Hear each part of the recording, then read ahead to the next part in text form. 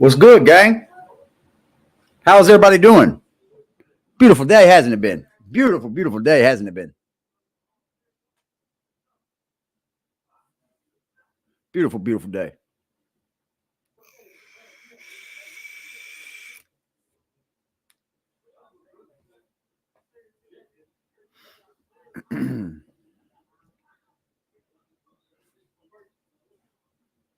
How are you? Well, welcome, y'all. How are y'all doing? There's no fun. Shit.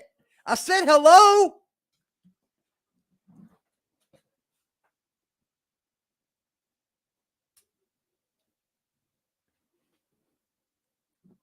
Sunny. Thank God it's Friday, yo. Thank God it's Friday. This is very true. Sunny, what's good? Hold on, let me look at something real quick.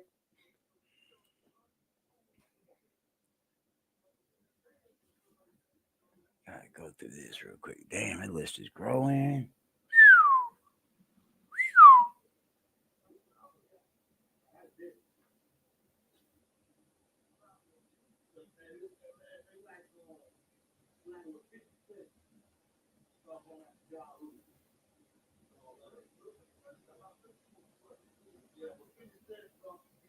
All right.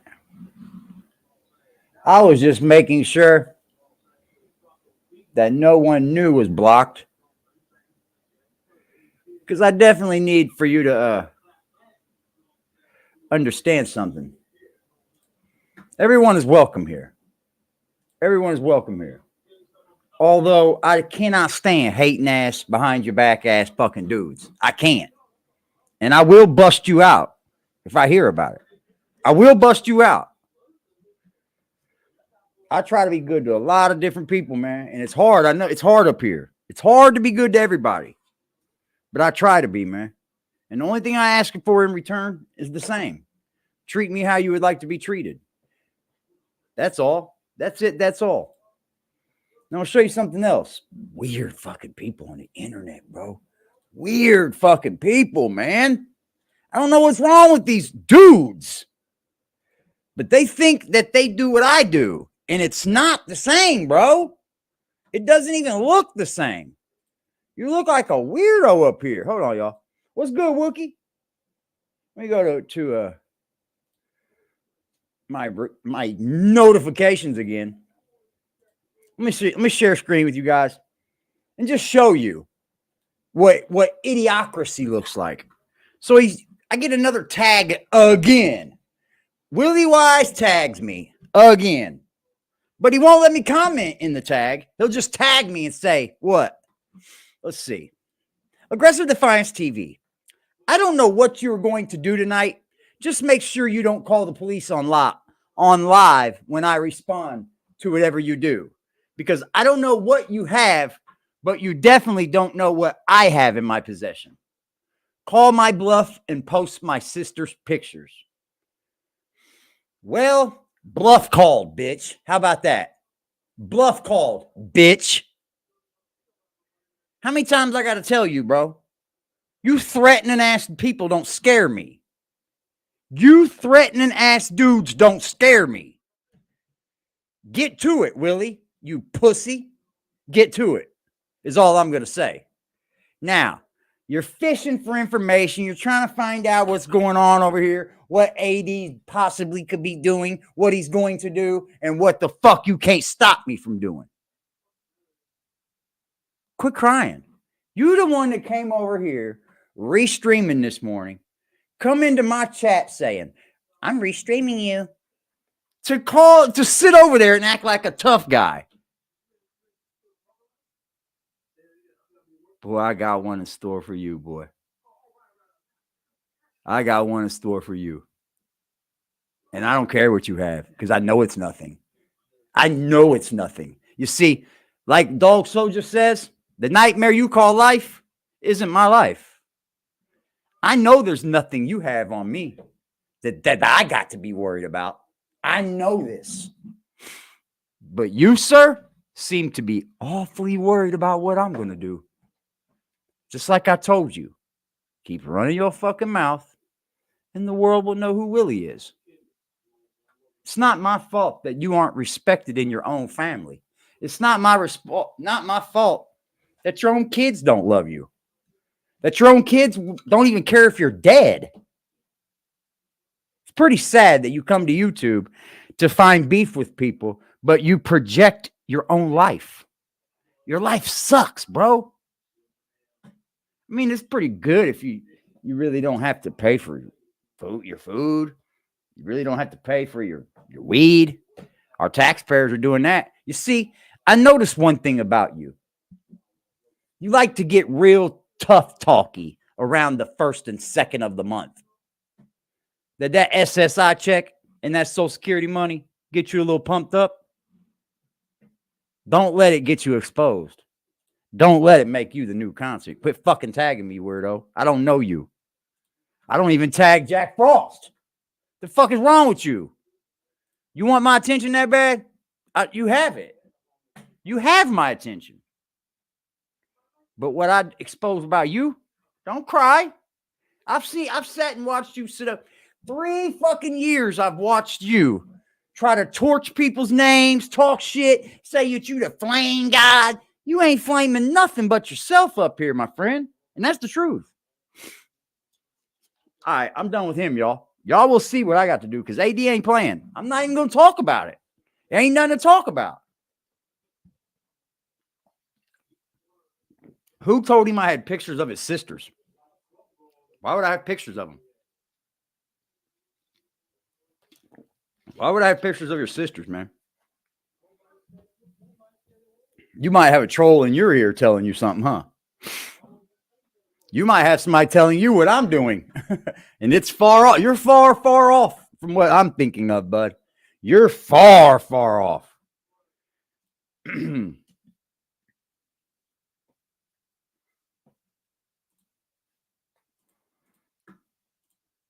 He tags me in everything he wants me to see. Like, he knows I don't go looking.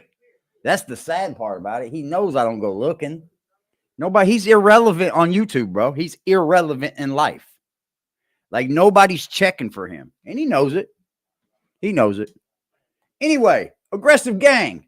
How are you guys, man? I'm sorry. I just had to tell everyone, what it's like to be a content creator.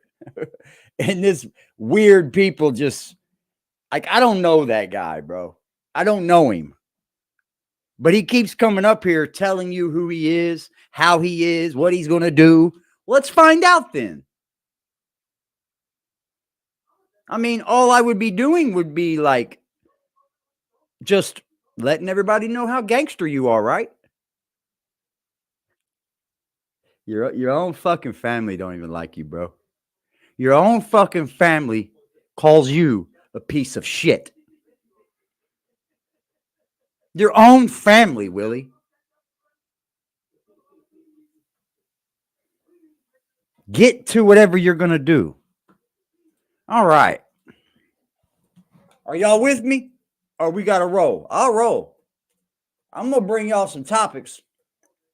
If y'all want to hang out, chill, chit chat, that's fine.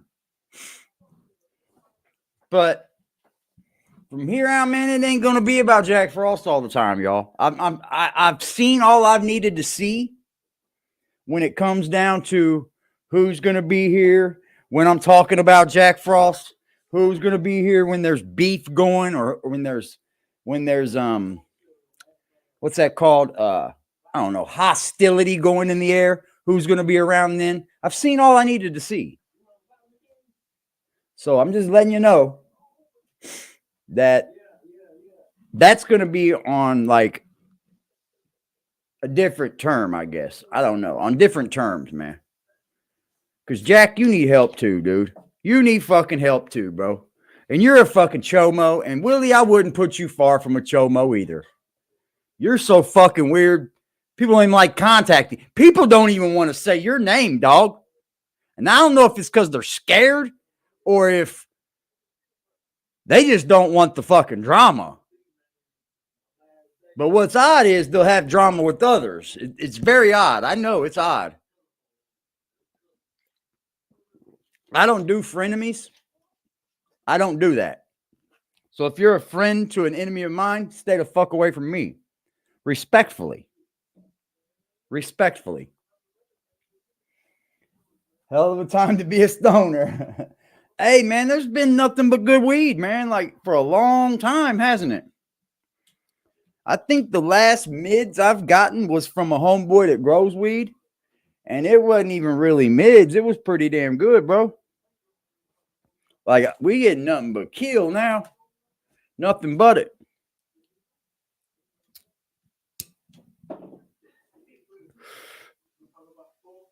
Yeah, I can't go without my tree, Superco. I can't, bro. This fucking idiot Willie comes out of nowhere, ain't said my name in 30 days. Probably because he's waiting for that check. That Social Security check come in. He got tough. Then he pops out of nowhere, starts restreaming me, comes over here and says, I'm streaming you. Dad.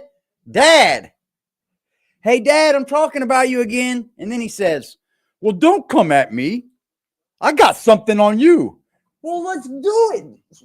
You've been saying this for 2 fucking years. 2 of them. I'll spank you on your little ass, bitch. Your own fucking family don't even like you, cuz. I'll prove that. What the fuck?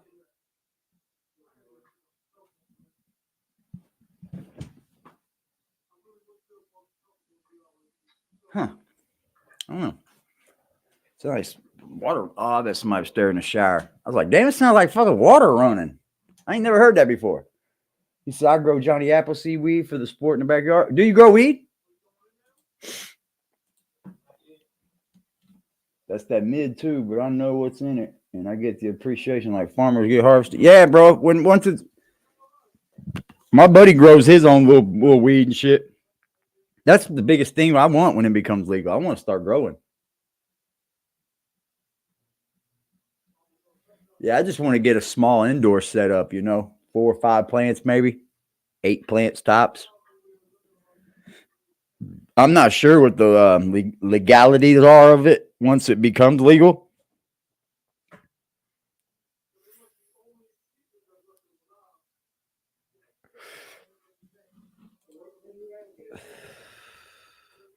All right, man. I'm gonna get on some much better topics, y'all. I felt like I've dumbed our channel down so much talking about Jack Frost the last couple of days. So I'm gonna start to get back with what we were doing over here. Jack Frost, we got time for you, daily, but it ain't gonna be like this is all my fault, really. I'm not blaming nothing on anybody. It's all my fault. Just not understand when I tell you on these YouTube streets, everybody that says they're here for you to win and want to see you win and want to see you grow and they want to see the channel grow and they want to be a part of it and all that, it's not always true, guys. That's not always true. It's not always true at all. Or you would see that from them. You would see the action of it. And I'm 45 years old, man. I don't really want to have fair weather friendships. You feel me? But as far as like being a acquaintance, yeah, all day long. But like friendships, I'm good. I'm really good. All right. What I have over here? What did I have over here for y'all?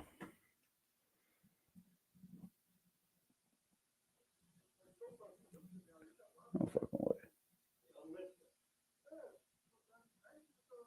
Huh.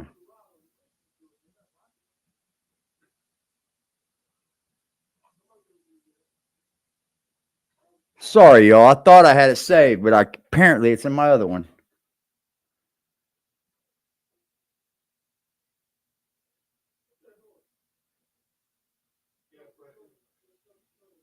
Here we go.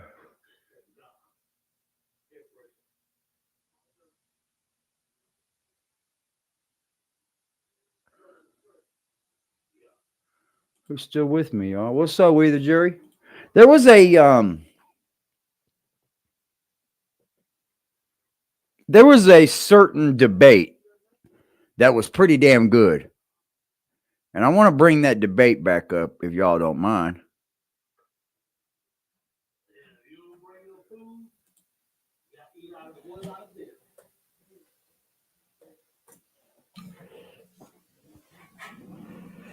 Oh, you grabbed the merch? You hit the merch store today, Superco?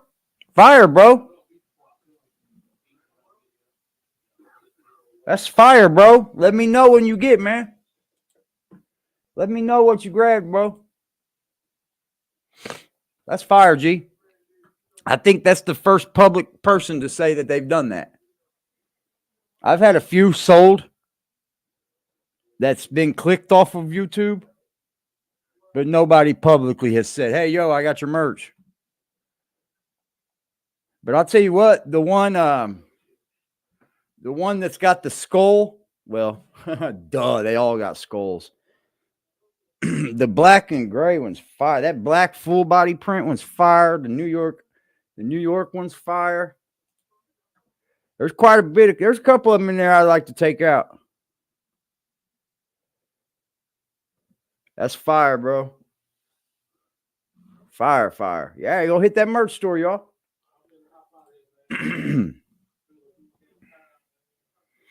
I'll show you the one I like the most, man.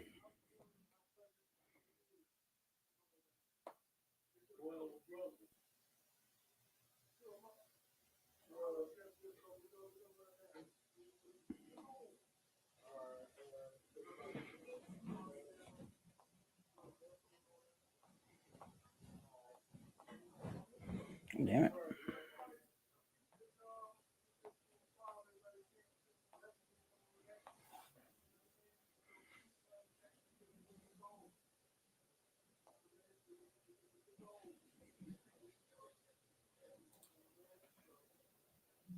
I got the link in the description. Hold on, I'll grab it for you.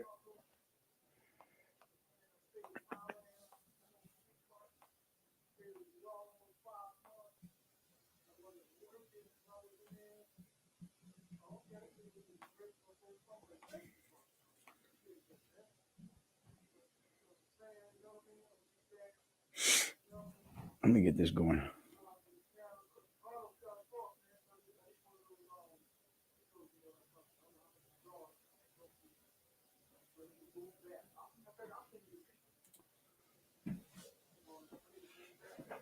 Damn it. When the fuck was that? I just watched this shit. Oh, here it is. Fire. I found it. I found it. I found it.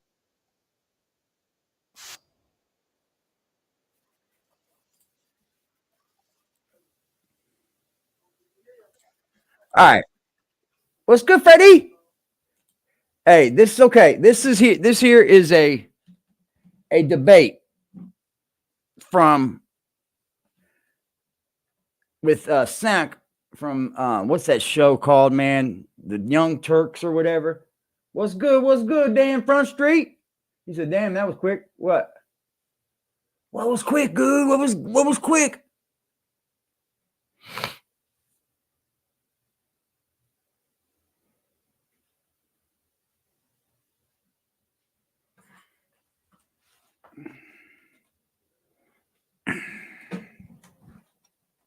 Oh.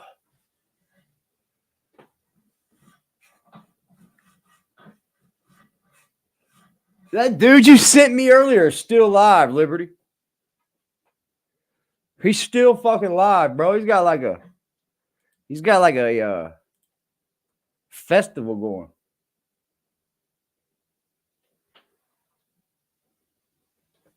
Oh, my mama's in there washing clothes. That's what that is. I can hear it now.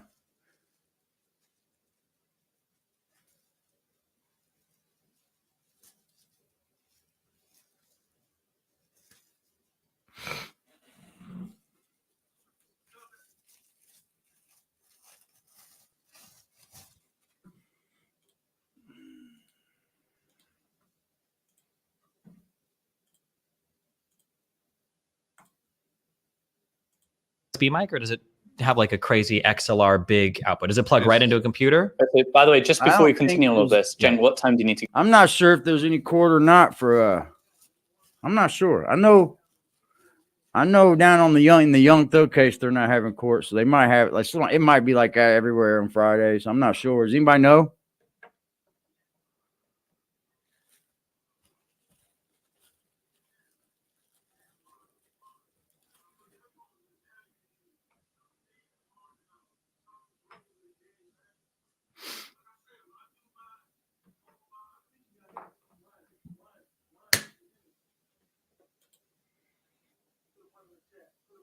What are y'all talking about? Damn, that was quick. What was quick? You got a story for me?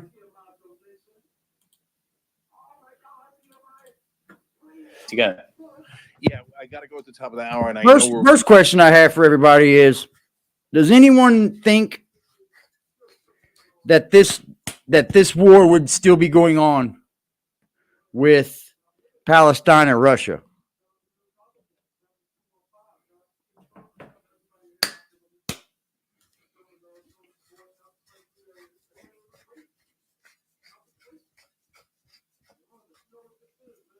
I think I stopped counting on how many days it was.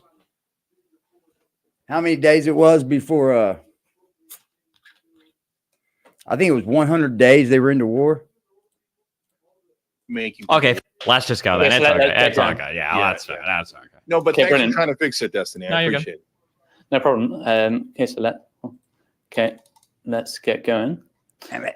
Okay, so today I'm hosting a debate between Democratic presidential candidate Cenk Uygur and popular live streamer and political commentator Destiny. In this debate, we're going to focus on the future of the war rather than last time. So this time we're going to focus on the future of the war, potential escalation with the Houthis, how to finish the war, and long-term peace. Because we've only got right now around 45 minutes, instead of asking you a lot of questions, I'm going to ask you one question, and hopefully just that question will try and get that finished. So from where we are right now, what is a viable and realistic solution you can give, number one, for the war to end, and number two, for long-term peace? And keep in mind the Houthis and what's the two-state solution with Bibi. Destiny, can you start, and then we'll go to Cenk. Yeah, I mean, you can get very broad, you can get very specific. I think two really important things need to happen. The first thing is Hamas has to be eliminated or decapitated so that they're no longer functional in the Gaza Strip, because I think that negotiating with a group like Hamas is just not feasible, and I don't expect Israel to do it. And then I think the second thing that needs to happen is Palestinians have to be able to hold new elections. Regardless of how those might turn out, they need to elect leadership, because Israel needs somebody that they can negotiate with and somebody that can negotiate on behalf of Palestinians to start us back on some kind of road to some lasting solution or peace. Like there has to, those two things have to happen. Yeah. Okay, so just so 2 points. First of all, how is that including a two-state solution? Personally, I think that's the most likely resolution that both sides can agree. And them dudes that died in Kansas City, but he never hit me back. To. I don't think a one-state solution is anything that Israel would ever agree to. I don't think that'll ever happen. So how's that going to happen when Bibi's in charge right now? Well, I mean, if Hamas is eliminated and if the Palestinians elect new leadership, I think that with a reduction of attacks from the Palestinians, I think that there would be a lot of mounting pressure on Israel to actually move towards a two-state solution or move towards some kind of permanent peace process. But as long as they can always point the finger at Hamas and blame them and say, like, well, look, these guys don't want peace. They just want to shoot rockets at us all day. That's going to be the number one justification that Israel can use to kind of indefinitely stave off peace plans, right? Look, October 7th is going to buy them at least a year or two in terms of never even having to think about peace plans, because they can just say, well, look at October 7, look at October 7, look at October 7. And just one last question. I apologize for taking this question from you, Cenk, because I know you would ask this. How is it possible to say just eradicate Hamas? At what point is eradication? Is it possible to even eradicate Hamas? I don't know how the military defines like a group being. Okay, yeah. How do you just eradicate Hamas? Like, I don't know if you can eradicate, let's say this. How do you eradicate the Crips and Bloods? Aren't there going to be more Crips and Bloods to follow right behind? What's the problem with the jury? Yes, they did. They fired back today. 456, what's good, yo? La la. I mean, with the Bloods and Crips, could you eradicate them? That just don't make any sense, Destiny. And I like you, Destiny, but you're a little far left for my liking. But I like listening to the guy. He's a very smart man. He doesn't let his political views get in the way of his debates. He'll only talk facts, and that's it. Defunct. But I think right now, Israel, the estimate is I they've don't know how eliminated you 20 to fucking- 30% of fighters. I'm sure there's some percentage where don't once know how you've you eliminated enough, they've eradicate effectively Hamas, lost bro. their ability to govern effectively. And I don't know what that number exactly looks like. I don't think Israel has put out that number exactly. Maybe that's 50, 60, 70%. Maybe it's just when Hamas leadership leaves, or they've been so undermined that the public wants, you know, different elections, or whatever. I don't know. I don't know if the specifics of that matter as much, but whatever that specific is, that goal has to be accomplished. Yeah. Okay, Jen. Okay, so there's a couple of different ways Let me to. drop this link for anybody who wants to come up, man. It's gonna be one of them night, little live that's gonna be about some topics. Sadly enough, chat looks different. I don't know. Does it look different? I'm good for that. Approaches. So first of all, I'm going to start with what obviously is not going to work, and then I'm going to go to things that actually will work. So first of all, this idea In the of wrong eliminating damn message. Hamas, My bad, y'all. it's comical. It's comical. It's ridiculous. So they've killed 27,000 people on the way to killing 20 to 30% of Hamas, according to IDF.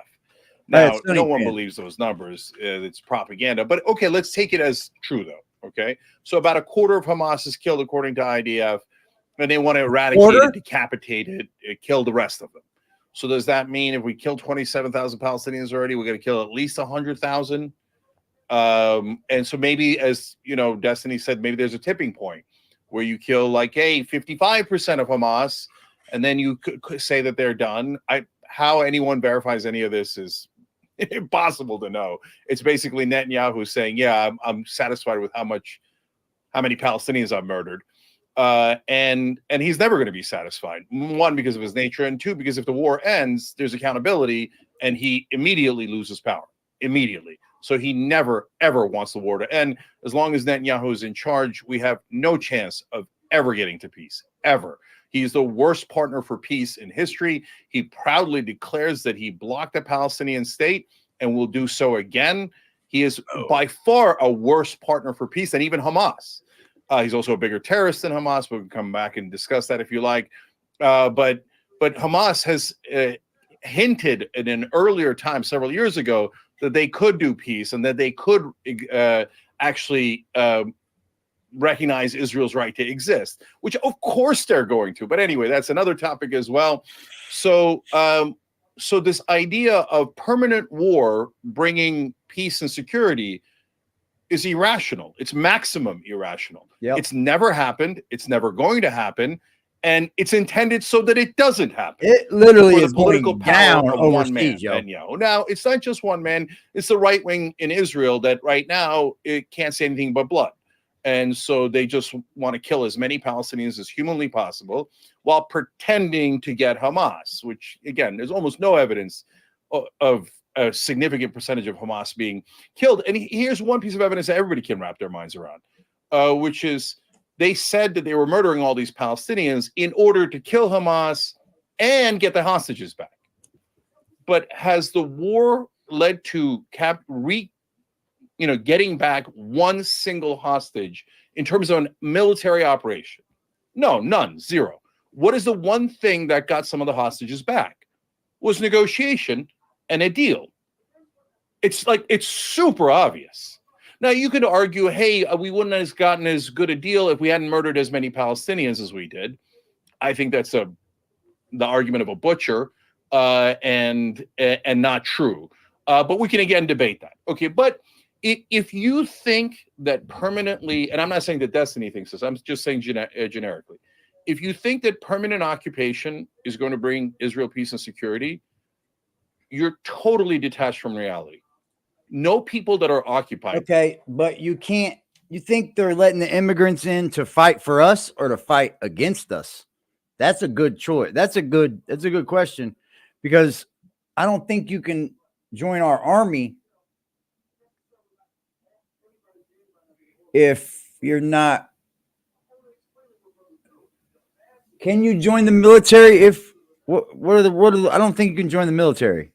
So that means that they would just want, if they were using the immigrants to fight for America, it would be to believe that we are going to get invaded. And let me tell you, when I say this, I don't think it's far from being invaded. I don't think that we're too far from a time where somebody is going to try us. I know it's going to be hard to be done. I've said that a million times. And I just think that we do live in a time where people are downright ready to just try shit. Like, let's just try it. Palestinian or otherwise, are ever going to bow their heads and say, we now love our oppressors. No, we love them, and we will be your dogs and servants forever. You can't. It's not going to happen. They're always going to fight back. The Chinese will fight back. The Kenyans will fight back. The Palestinians will fight back. And then we'll call them terrorists until the end of time. And we'll say, oh, you murder more of them, murder more of them. But it's never, ever going to end.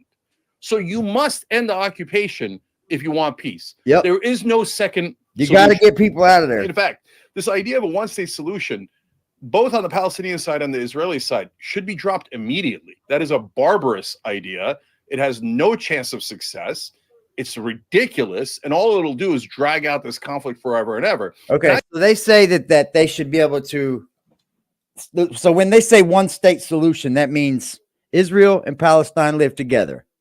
It's one state. I don't know if that's going to be able to happen, right? You got a hoodie? Sweet. I don't know if that's going to be able to happen. I don't know. I say that to the Palestinians just as forcefully as I say to the Israelis. So the Israelis' one-state solution would be, well, we occupy you forever. We take all of your land. We give it to religious zealot settlers who will murder you for the rest of time. That's a totally untenable solution, obviously. The Palestinians are like, hey, let's have a one-state solution, and we'll outvote the Israelis/Jews, and then we'll rule, and then we'll make them the minority, and we'll oppress them. That's kind of the way America believes, man. Crazy. No, that's never going to work. And Palestinians get really mad at me when I say right of return's a pipe dream. What, you're going to go back and get your houses in Israel?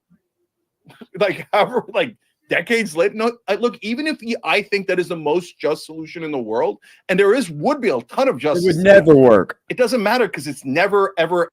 It would never work. Not between those two factions. I mean, it takes years and thousands of years for one-state solutions to work. Do they ever work in this case during war? When was the last time we've seen a one-state solution work out?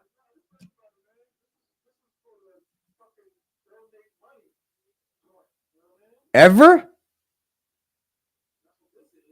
There's usually a break in the two, which makes it a two-state solution. And that's just the way history is. Whoever said a one-state solution, throw that away. Ever going to happen. That's not going to. And if you hold on to that dream, it actually kills the dream that is tenable for a Palestinian state. So if you're a Palestinian, go, oh, I'm positive we're going to get a one-state solution. You're on Mars or Venus or some other galaxy. What's up, Never going to happen. Okay, it must be a two-state solution. And finally, we get to. Yes, but this particular conflict, how do we end it? You always end it with peace. You got to by definition. So you can't murder your way to peace. And I get it. There's wars and a lot of people die, and at the end you get to peace. But that's the point. At the end, you must get to peace. So there is no peace through endless war. So and in Israel's case, we've talked about this before. They always say those dirty Muslims. They don't say dirty Muslims. They mean dirty Muslims. They'll never listen. They're savages. They love violence, right? So that's why a peace deal with these Muslims never worked, except the peace deal with Egypt completely worked. The peace deal, the Abraham Accords totally worked. Every peace deal's totally worked. And so what hasn't worked is permanent occupation and permanent war. So you got to get to two states. And the 2 years from now is insanity. you'll have more bloodshed, more death on both sides. It'll spiral out of control. It'll get even worse and worse. How many people, Jesus Christ, how many Palestinians can we murder? Okay, so you must do the two-state solution right now. And the people that you do it with is not Hamas, it's Palestinian Authority. You go to Palestinian Authority, who is that? Doesn't have a lot of credibility right now in the West. Who is the Palestinian Authority? They're in the West Bank? Why? Because they have worked so well with Israel that a lot of Palestinians think that they're collaborators. Okay, so if you say you can't even work with the Palestinian Authority, that's saying I don't want peace. And you could give me Mother Teresa on the other side, and I'll pretend she's a terrorist, and I'll never ever make peace because I don't want peace. And that is the right-wing Israeli position, but not the entire Israeli position. Okay, so Palestinian Authority, get the two-state solution, have a Palestinian state, bring the Palestinian Authority into Gaza. Do not have the occupiers, Israel, try to tame the people of Palestine, of Gaza. Have the Palestinian Authority actually be the government there, and then eventually lead to elections. I agree with Destiny on that, but don't do that right away. Have the Palestinian Authority establish itself in Gaza. And you said, what? You got a very inquisitive young man over there. He's going to be a smart dude, bro. Keep up the great work, man. As a father, keep up the great work. Hamas is not going to accept that. They're Shout going out to fight to the back. dads in the chat. First of all, they're fighting back against the Palestinian Authority and not Israel. If you're Israel, that's already a win. Okay. And then secondly, they get to say to the Palestinian people, what has Hamas brought you? Nothing but grief and strife and death and destruction. What did we bring you? A Palestinian state. You're free. That is a very compelling argument. And it could get the Palestinian Authority to bring Gaza under control and get to peace and security for both sides. How do you envision that happening under Bibi Netanyahu? Impossible. Israel has to call elections and throw out that butcher of Israel. And they have to throw out Ben Gvir and all those butchers. They're avowed terrorists. Ben Gvir is a convicted terrorist. He worships terrorists. He talks about ethnically cleansing Gaza and driving them into the desert. So you have to Israel. Sorry, but it's not too much to ask for you to not elect butchers, people who are convicted terrorists, who openly talk about ethnically cleansing the Palestinians and murdering them ad nauseam. I didn't know any of yes, that. I did not know any of that. You hear me there, chat? I'm telling you, I don't know any of this. I'm learning now. I just learned this. I did not know that Israel has elected terrorists into their fuck. What the fuck, bro? I feel stupid now because Destiny knows, obviously. He's not saying a fucking thing.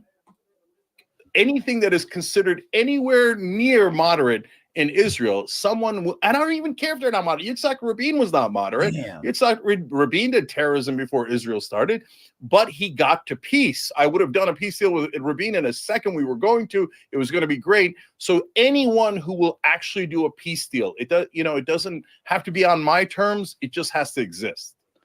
I'm just trying to work out how it goes. So the first step to peace, as far as you're saying, is to get rid of Bibi Netanyahu and then have a two-state solution. But how will you even get rid of Bibi Netanyahu? I'm just trying to work.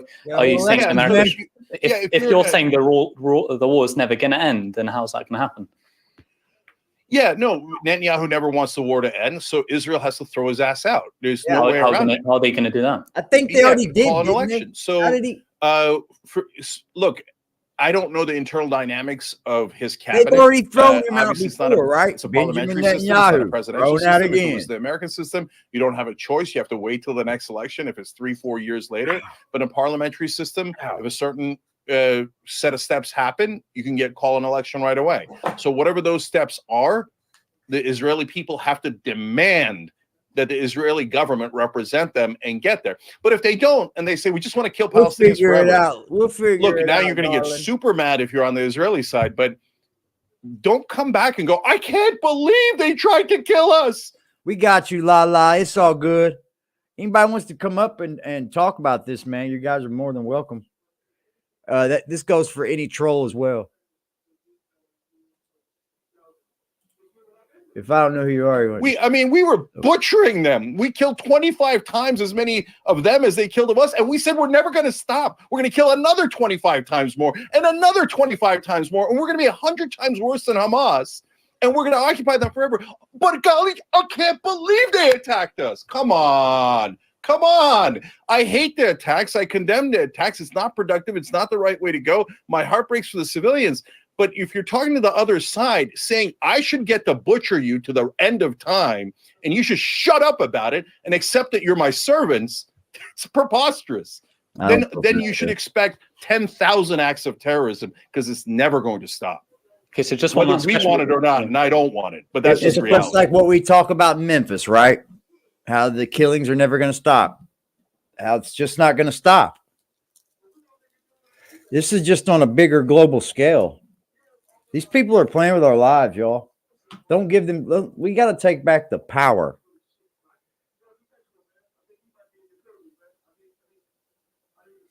Yeah, but see, they just found out some dirty shit about the UN, bro. They're behind this shit. They were funding it.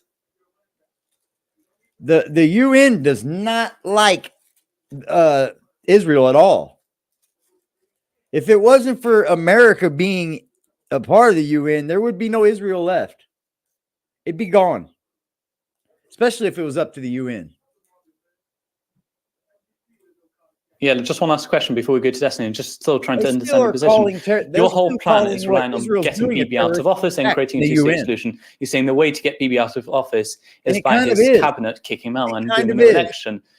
But his cabinet is supportive of the war, so I'm not sure how this is a realistic path. So look, it's on the Israeli people. Now you bomb them over and over and over and over and over and over. So they have to put pressure on the Israeli cabinet. They have to. If they don't, like I said, then they shouldn't be surprised. They shouldn't be heartbroken. They shouldn't be anything. As long as you keep Netanyahu and this right-wing government in office in Israel, that is the Israeli people saying, we don't mind terrorism. We don't mind war. We don't want peace and security. We just want to kill more Palestinians. Okay, if that's your decision, that's what you're going to get. And it doesn't matter what I think about it. It doesn't matter how immoral I think it is on both sides. That is just a fact of life. That is how humanity works. They're never going to be your dogs. They're not going to do it. They're always going to fight back, because that's how every human responds. You must throw out the right-wing government of Israel. If you don't, you're never going to get the peace for Israel, let alone the Palestinians. Why? Just as a real quick follow-up, okay? Why is the onus more on Israel to throw out their government than it is on the Palestinians to throw out theirs? Because the Palestinians have no pathway to throwing out Hamas. So if there was an election for Hamas or Palestinian Authority or anyone else, I'd be saying the same exact thing to the Palestinians. Are you guys nuts? You got to throw out Hamas. Wait, there is a pathway to do it. It could be through elections, or it could be through just refusing to bow to Hamas's rule, but they don't. Hamas has Hamas has very, very, very popular support amongst the Palestinian people. You're talking about having a boss and the PA lead them. Pretty sure 90% of Palestinians, 92% of the West Bank want a boss to resign. And the next most popular politician, Marwan Barghouti, or however you pronounce his name, that dude's in jail serving consecutive life sentences because of activities that he had in the Second Intifada, which is the reason why, by the way, Israelis are so radicalized. As many excuses as we make for the Palestinians as well, of course they're going to respond this way. Look at all the violence. Well, where did all the right-wing governments of Israel start coming from? In response to the violence of the Second Intifada. And you mentioned about how the occupation. Sure, and you can say that, but you just said that there are going to be 10,000 terrorist attacks. There already were hundreds of terrorist attacks from 2000 to 2004. That happened all throughout Israel. Well, sure, but and the occupation was in response to an invasion from neighboring countries. And I mean, you can play it can go back. That was 58 years ago. It was 56, 54. How long ago was that? But we're still pretending that that's what the occupation is about. Well, I mean, that's where it came from, right? That's when Israel originally invaded. No, they just like occupying them. Keep it real. They like, hey, we get to be the powerful finally. And look, I get it. It's wait, if they just like occupying, then why did they give the Sinai Peninsula back to Egypt for peace? No.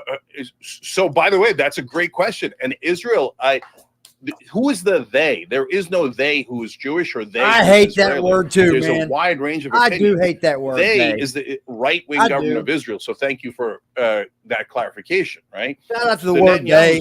On the other hand, if the right wing, like Yitzhak Rabin and like Ariel Sharon, say, hey, you know what? I want to do something different. I'll take it. I don't need any change. I don't care about your domestic policy, etc. In terms of Hamas popularity and Palestinian Authority popularity, the reason Mahmoud Abbas is so unpopular is because he works with the Israelis 100%. If you say that guy's not a partner for peace, then you don't want peace. Like, and it's become racist. It's become all kinds of things, man. Like what the fuck you mean by that? That's what I think when I heard that. But he has no credibility because he's never brought anything back for all that working with Israel. But I just hold on, let me finish real quick. If you were to say, yes, you were super frustrated with me because all I ever did was work with Israel, but at the end of it, ta-da, I got the Palestinian state, then of course, not everybody, not overnight, but tons of people go, oh, okay, that was his plan and he delivered. And now we're free.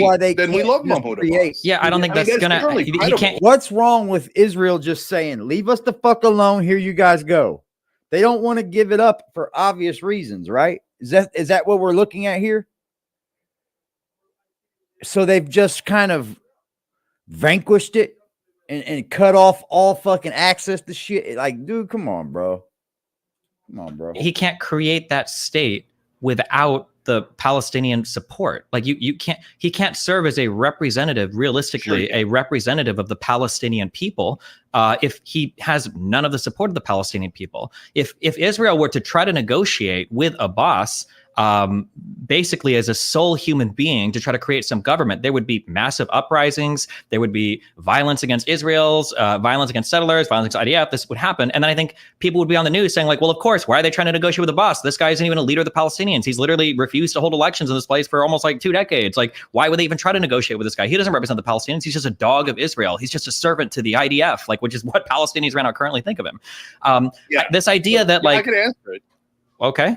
So look, Destiny, if you eliminate every single person as either a terrorist or a collaborator, and hence not a partner for peace, you'll have purposely eliminated every partner for peace. So conveniently, you can continue the occupation for another 56 years, pretending it's about the invasion from Jordan like 2.5 million years ago. What do you? So that is a pathway to no end, right?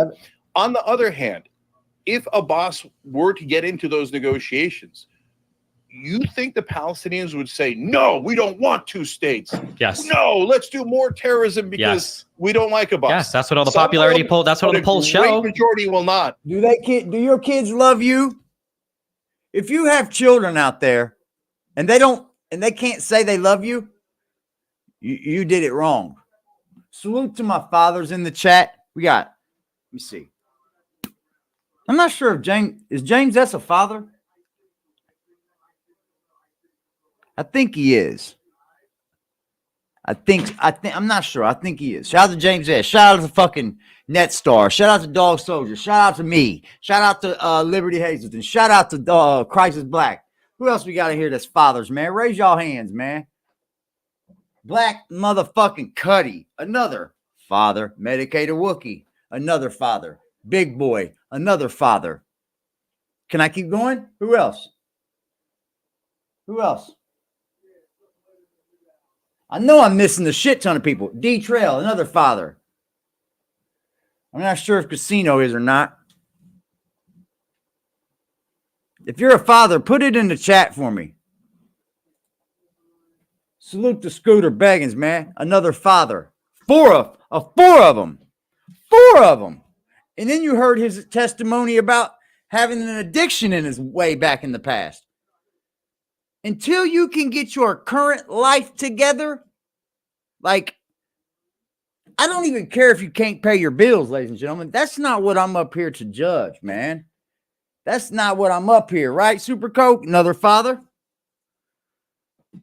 But you up here doing bad, bro. And some people like to dog on people and shit. Who the fuck are you to dog on somebody that really isn't doing anything wrong? Like, who made you the judge, jury, and executioner out here? That's one thing I try not to do is judge. But I'm really starting to put my judgment hat on here lately, man. I really am. And here's another thing that's going to happen with Abbas. All of the Arab states are tired of this. because their own populations now despise Israel and America so much that it's destabilizing their governments. So all of those Arab countries who want to deal with Israel, they want to go economically, etc. Saudi Arabia, the leaders of Saudi Arabia can't wait to do a deal with Israel. They've said that in 100 different ways. They're like, we don't care about the Palestinians. We just want the money, right? We want to do a deal with Israel, with America, etc. And get back to regulation. So and a grandfather. Guys are going to put tremendous a lot of us is grandfathers. Whoever the a lot of us be grandfathers, bro. Motherfucking got people like Willie Frost up here talking shit. Bitch, you can't even hold water next to me, dude. You told me you wore Pumas, bro. What's popping, Liberty? I can't hear you, bro. I think there you go. Yeah, I'm on. I was talking shit too, man. I'm big grandpappy around this bitch. Grandpappy? Big pappy. I'm a grandpa now too, man. I'm kind of happy about it, man. Bro, I don't get to see mine as much as you guys. The best thing is in the world, bro. Yeah, I've only met mine 3 times now, so I'm gonna tell you this, man. Fucking, I've always been a very blessed man, bro. I mean, if you know, you know. Fucking, you probably seen pictures of my wife. You know what I'm saying? I'm blessed there. Fucking, my kids are all fucking happy, healthy. They're fucking doing their own thing. They're very good children. They're not fucking hard cases. You know what I mean? Right. And for where I came from, what I was doing, I'm very blessed there because you always hear that your children are going to be giving you back what you gave your parents. So, you know, hell, I see it. I see that now. I do recognize all the bullshit I gave my parents, and I'm so fucking thankful for my kids. You know what I'm saying? Yeah. Man, yeah. It's something you can't beat, bro. It's something you can't beat. I'm with you too, man, because I do recognize I was a piece of shit to my mama, bro. I was bad. Bro, I was a tough motherfucker to my mom, bro. Bro, I don't know how she got through it. To look back on it, bro, and my children, I don't know how she like I'm a fucking angel, bro. Bro, I'll walk around like in my city. I'll fucking go somewhere where mom's at, and she'll be sitting there talking about me. I'm like, Mom, you gotta stop that shit, man. Like nobody wants to hear my life story. And then, like, just the other day, I walked into a fucking laundromat. My mom was there. I went to go dry some towels, like 6 loads of towels from my detail shop because I just wanted them done right away. But fucking, I walked in. My mom was there fucking drying some shit for her girlfriend. When I say girlfriends, I mean her friends that are girls. But they're all old and shit, so she's helping them out. And I walk in, and she's talking to, like, 4 people about me. And I'm like, God damn, dude, my mom's tried to give. My mom's actually made some dates for me. Yeah, I dated that kind of shit. My mama's friend's daughter. I dated my mama's friend's daughter twice. For all the shit I put her through, like I'm very blessed that she's still out there talking good about me. Like, yeah, man, me too, bro. She could be saying some terrible shit about me, like this motherfucker put me through hell. Like, my mama will talk cash shit to me, bro, but will tell the nurses at the cancer center and shit, oh, I raised him good. He's good to me. He's good. And I'm like, you damn right I am, woman. But we'll talk cash shit to me at home, bro. We'll talk cash shit, bro. If we're sitting all alone, you know what I mean? She'll get on one, you know, and I give her the right, you know. That's why I pity these guys, bro. I pity people like Jack and Wilhelmina and them. Like, it's sad, bro. You can't even fucking see your children. I doubt you'll ever have a relationship with your grandchildren. Your parents don't even like you. Like, that is sad. That's fucked up, bro. That makes for some fucked up fucking holidays. You know what I mean? And it's fucked up that you have the nerve to say things you can say anything to anyone else. He said shit about chat today, like, fuck you, punk. Everybody over in this chat's more successul than you. Everybody. I love and respect everybody that comes in this chat. You know, all the regulars. You know what I'm saying? Like, very, like, genuinely love and respect everybody. Bro. Same here. I try to treat people how I would like to be treated. And the same thing with Jack, you know. If I was up here being a jerk, you know, and just bullying on Jack, I would expect to be bullied. Yeah, you can't lie on me and bully me. You can't lie on me. I believe in karma. You definitely reap what you sow. Definitely. But I don't feel bad about dogging neither of these people out because fucking. Nope. We never had to lie, bro. We don't have to lie to do it. That's a fact. They already sowed these seeds, and all the shit that they're getting is a product of their own fucking dickheadedness. Yeah, you know it what I might mean? be their karma. Yeah, that's exactly what it is, bro. Yeah. It might just may be their karma. We just don't know it. Yeah, man. We're like the hand of God, you know what I'm saying? Oh, fire, bro. Like the hand of God. Somebody has to be the one. You know what I'm saying? It's not like God's gonna actually fucking strike these men down. No, he's gonna come back and make an appearance. Yeah, God spoke of the chosen. God spoke of the people. Yeah, bro. Like the fucking what is it? The Archangel Michael, bro. Yeah. It's his God's army. Yeah. So yep.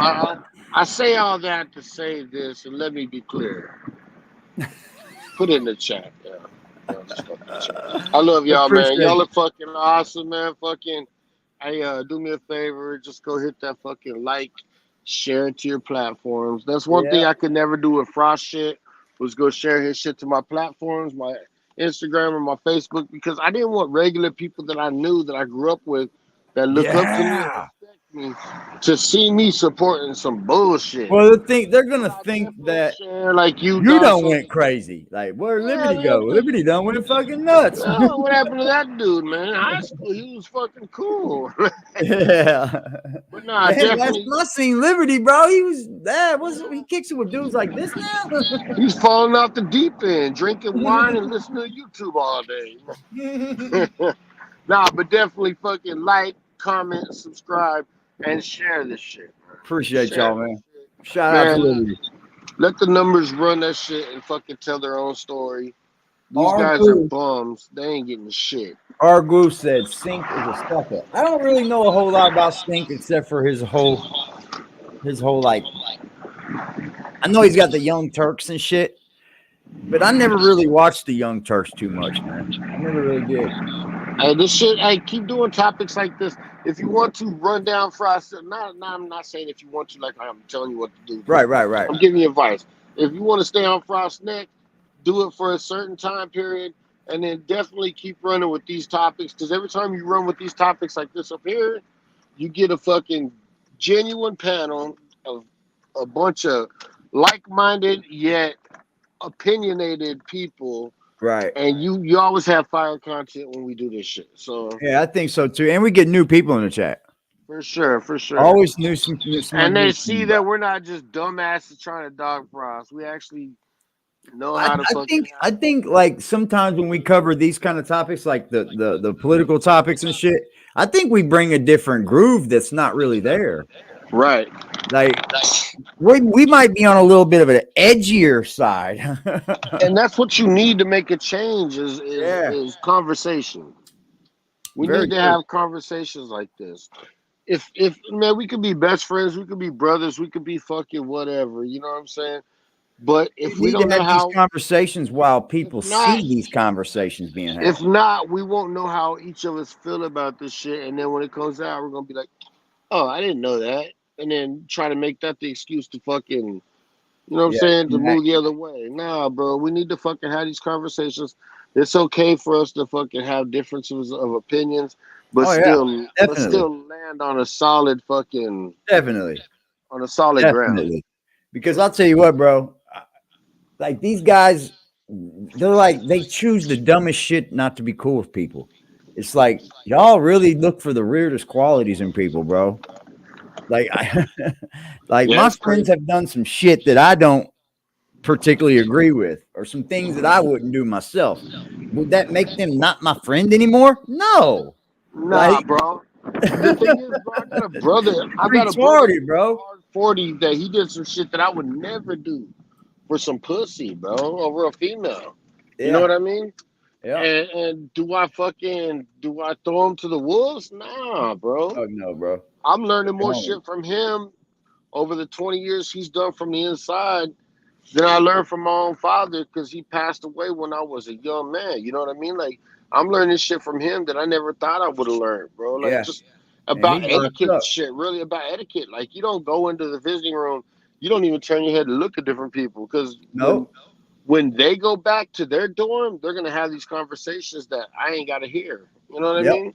Hey Yep. man, what was y'all doing over there? You looking at me or y'all trying to figure out Yep. what the fuck? There could be smoke Yeah. from that too. And Yep. so I've you seen it. gotta understand that shit. Like I don't know, it's a whole different paradigm, bro. Especially Oh, it is. from these two guys that ain't got nothing going on. So I don't pay them much mind. I don't think you I should don't either. either. But if you don't I keep got some giving them heat. the smoke. If you don't keep giving them the smoke, definitely fucking do it. Stay on their fucking necks. Somebody's got to, but you don't got to run your whole day behind it. We could do different topics at night Yeah. like this and still blow the numbers out of the water. Yeah. I agree. That's why I switched up, bro. I was like, yeah, I ain't ready to keep talking about these fools today. I might not even talk about Jack Frost at all for a couple of days coming up. You know what I mean? I might Depends on start what he taking little does. gaps in it. He might go out and fucking accost another kid tomorrow, and then we're back at the fucking work table. Yep. You never know. Yeah. I mean, I'm not gonna write it off. You know what I mean? How many I'm times have definitely we done cover him that? when How he's many doing that times have dumbass we shit. said? How many times have you said fucking? You know what? This is just getting redundant. Oh, I do it all the time, bro. Yeah, and then the next day, what does he do? Something. I do it all the time. I'm guilty of it. I know I am. Bro, That's it's your birthday. that's another thing. It's I your know what I do wrong. birthday. It's your birthday. It's your birthday. Happy birthday. What's It's up, your birthday boy? I'm gonna throw you another fucking little blessing in your cash app, bro. If you throw me another sad face, oh, it's on sight when I see you. More room. hey, Get you some. happy birthday to fucking Just, our Happy fucking birthday, Just. on the ground guy, the Oh, you go-to guy. talking to me? Yeah, It's your birthday, motherfucker. Who right? you think we talking to? Tomorrow's your birthday, right? 4th. The 4th? Yeah, the 4th. Okay, you got 2 days, motherfucker. Oh, that's close It's enough. still not your birthday yet. Sit in the back. Hey, it's your birthday weekend, bro. That's how I do it. You pop I it. Yeah, do that's a true. whole birthday weekend. Happy birthday, Just, bro. Now I Palestinian know I ain't. negotiator is to get a deal. Back into this, man. All right, man. I'm America's out. going Peace to out, put y'all. enormous Appreciate you. pressure. I think the Good love. Palestinian diaspora, I love the y'all, Muslim man. world is going to put a lot of pressure to get a deal on the Palestinian side. Who we got in So here? that is your Dog Soldier. best chance. We got And so welcome to RGUE. I'm not sure how or I don't know how to spell that. What's up, little hellbilly? What's up, my G? Appreciate the shout out last night, bro.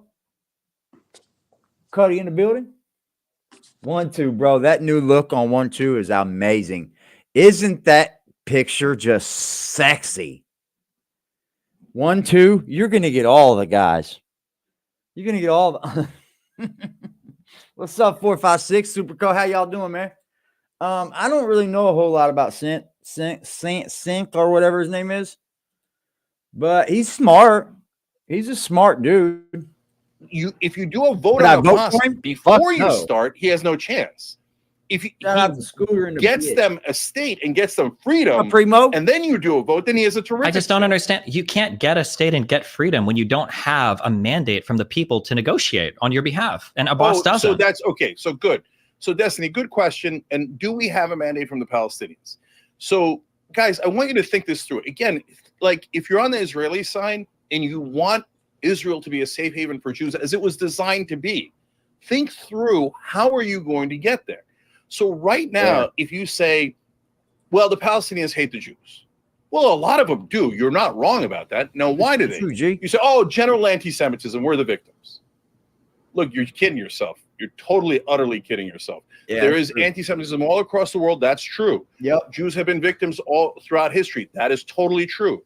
But if you think the Palestinians hate you purely because of ancient hatred and anti-Semitism, you've gotten totally detached from reality. They hate you because you've been occupying them for 75 years and you've been brutalizing them and humiliating them and killing them. No people on earth wouldn't hate you under that circumstance. And it doesn't matter whether you take out Israel, Jewish, and you put in Buddhist and Thailand. It doesn't matter.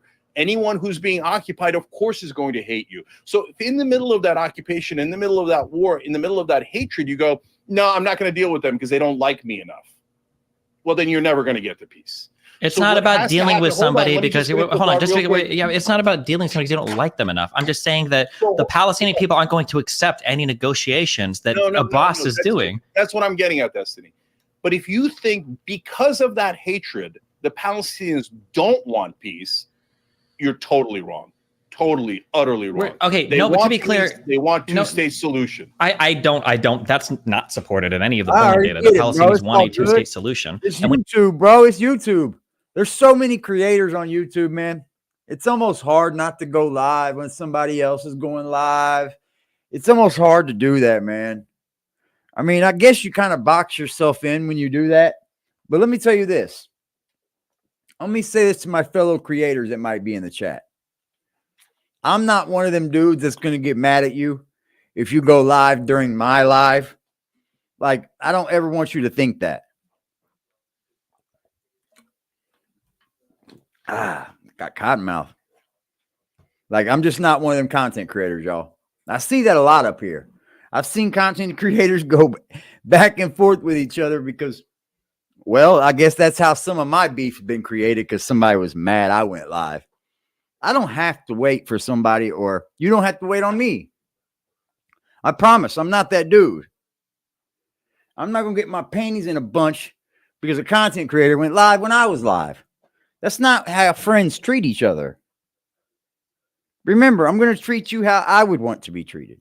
when you say that people want peace, Now, I think peace I'm is not going to lie. There is a few that I'm going to respect. I'm going to put my respect above not caring. And I am going to try to honor, a code with them. But there's a few. a reductionist argument. People don't want peace. People want justice, right? If Israel were to offer Palestinians a two-state solution where all of them move into the Gaza Strip and that would cause peace, like nobody would be happy with that. They wouldn't consider that a just resolution to the issues that they face. I think that the issue is that Israel historically, I say historically, not even, like in the attempts to negotiate peace for the Palestinians, it feels like the people that get most support from Palestinians are radical groups like Hamas or radical actors, not people like Abbas, not the Palestinian Authority, which I think is historically unpopular with Palestinians, or Abbas, who is incredibly unpopular. And I think that issue, I don't know how you deal with it exactly, because it's a very complicated, like top-down, like religious, cultural, political, social issue that you have to deal with in terms of like bringing the Palestinians like to a calmer place. That has to happen before any kind of negotiations happen. Because again, like, going back to the start of this, you can't. What do you mean, G? I shouted you out a while back. I seen you up there earlier. I said something. You didn't hear me?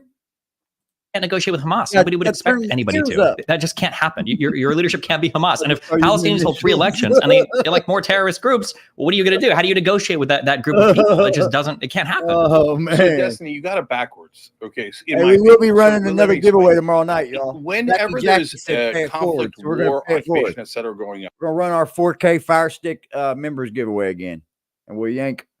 If she's still a member, we'll yank her out, and then we'll run it. But I think there's a lot less members this time, so it's going to be a little bit better odds. Oh, okay. I thought so. I was like, hey, what's up, Primo? Oh, you good, G? You good, Hellbilly? Everybody be on this bitch busy, bro. I get it. Content, create.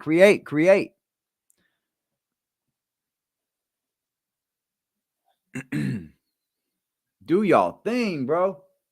Google got enough money for everybody.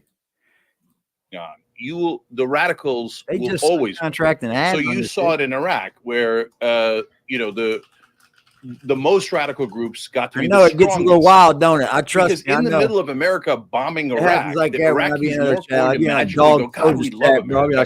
Let's pick some moderate Shia Muslim leaders to negotiate with the Americans about how much they're going to kill us, thank you, Freddie, and how much they're going to take our oil, etc. No, they're going to do what every human does, which is, who's going to kill them the most? They're killing us. Who's going to kill them? Oh, you guys, the most radical guys, want to kill them the most? We're with you.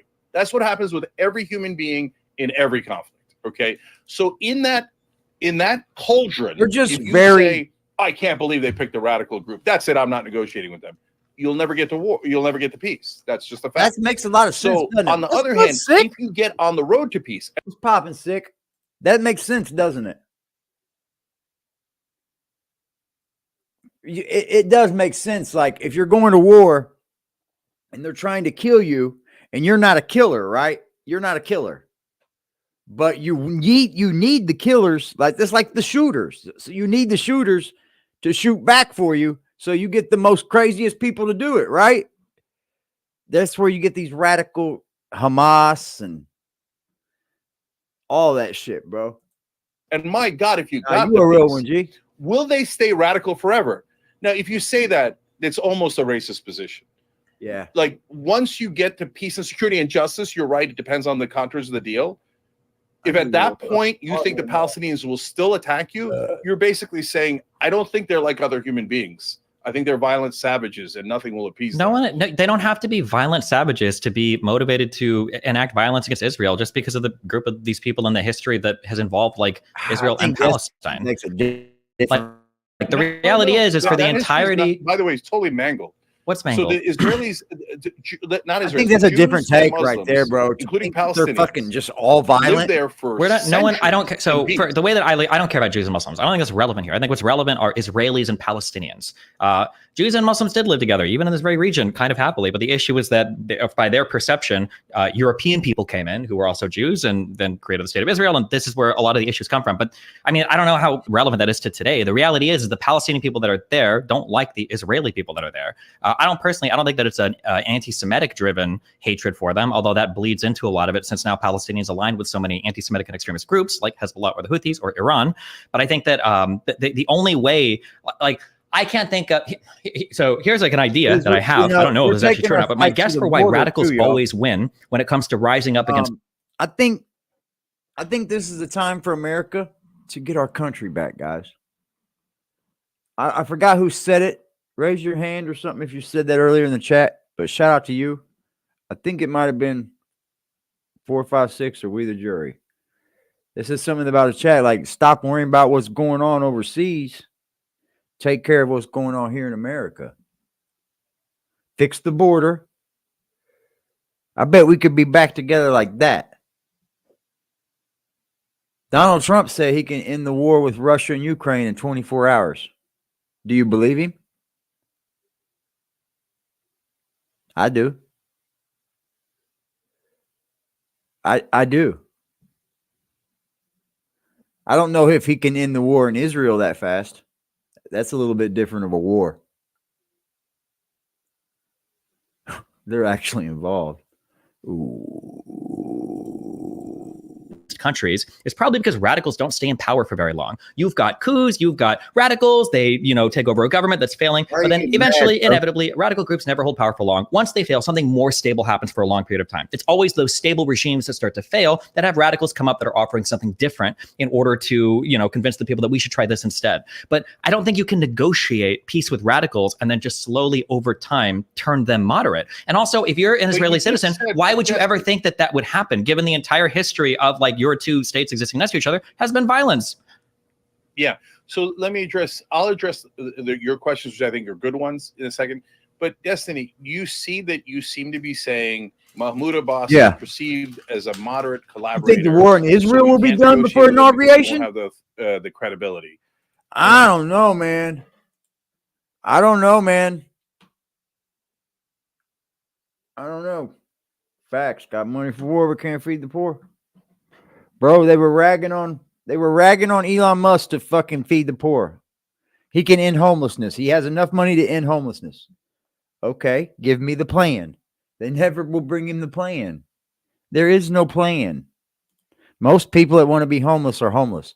I now follow a guy on YouTube. He's a train rider. I don't know what they call them. Hobos, I think. Hobos. And he's serious about it, bro. He literally lives for free. Like he's a free liver. It's a low level of living, but it's inspiring. It's a little bit inspiring to me. I don't know what else to say. I don't look at people like that as like different people. It's just a person to me, and he's kind of inspiring. He's like just jumping on these rails, and Bub, he'll get to where he wants to go quick. He does. And then he'll film where he sleeps. on, underneath the bridge or right out there in the woods, right on the side of the fucking. He'll jump off the train, go to sleep, be back on the train before it leaves, or he goes out to the town and does whatever he needs to do. It's almost inspiring, bro, because he doesn't beg anybody for anything. His Cash App's up there. He asks for pay. He does the YouTube thing, but he's not like on the streets begging. He offers a service. Like he's got this thing that can track him, and you could track him wherever he goes and see how long it takes him to get to these places and shit. It's amazing, bro. I'm a different kind of person, I guess, bro. And I don't know. I've been this way all my life, bro. I'm a giver. I like to give. I like to help. I'm a big time helper. I love to help people that need it. I look for different qualities in people as a part of like a friendship thing. I don't judge people, that live that sort of way. I'm actually kind of inspired by it, bro. It's amazing. And the dude just now had his gallbladder taken out, and he's already back riding. It's inspiring, bro. Hamas is radicals, so we can't negotiate with them. It seems like you've eliminated every negotiating partner. And if you want further war and occupation, that's pretty convenient. I don't think you want that.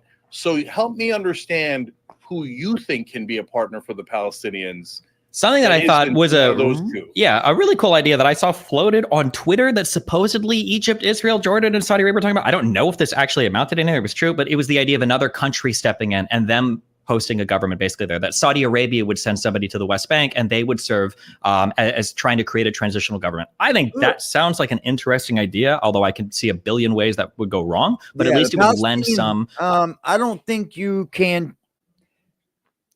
How do you feel about somebody coming into your area you're at war with, and you're at war with another area and telling you how you're going to govern your country now? I think that needs to be done within Palestine. You're going to tell me that there's not one person in Palestine right now going through this war that couldn't stand up for its people and run that government? You're going to tell me there's not one? You're talking about different countries doing it? No, there's got to be one. Credence or some stability to a government there, but I can't even imagine how Iran would respond to that, or what that would look like. Again, I can see many ways of it going wrong, but Abbas can't be negotiated with because the Palestinian people. Cenk, I'm sorry, but at no point in human history has anybody negotiated with somebody with no mandate from the people. You just can't do it. Even Arafat himself was pressured by his thought of losing a mandate from the people for negotiating. Arafat was pressured. Look, you're totally assuming it. You're assuming that the Palestinians don't want 2 states. They don't want peace. And that's a crazy assumption. But it's supported by all the polling data.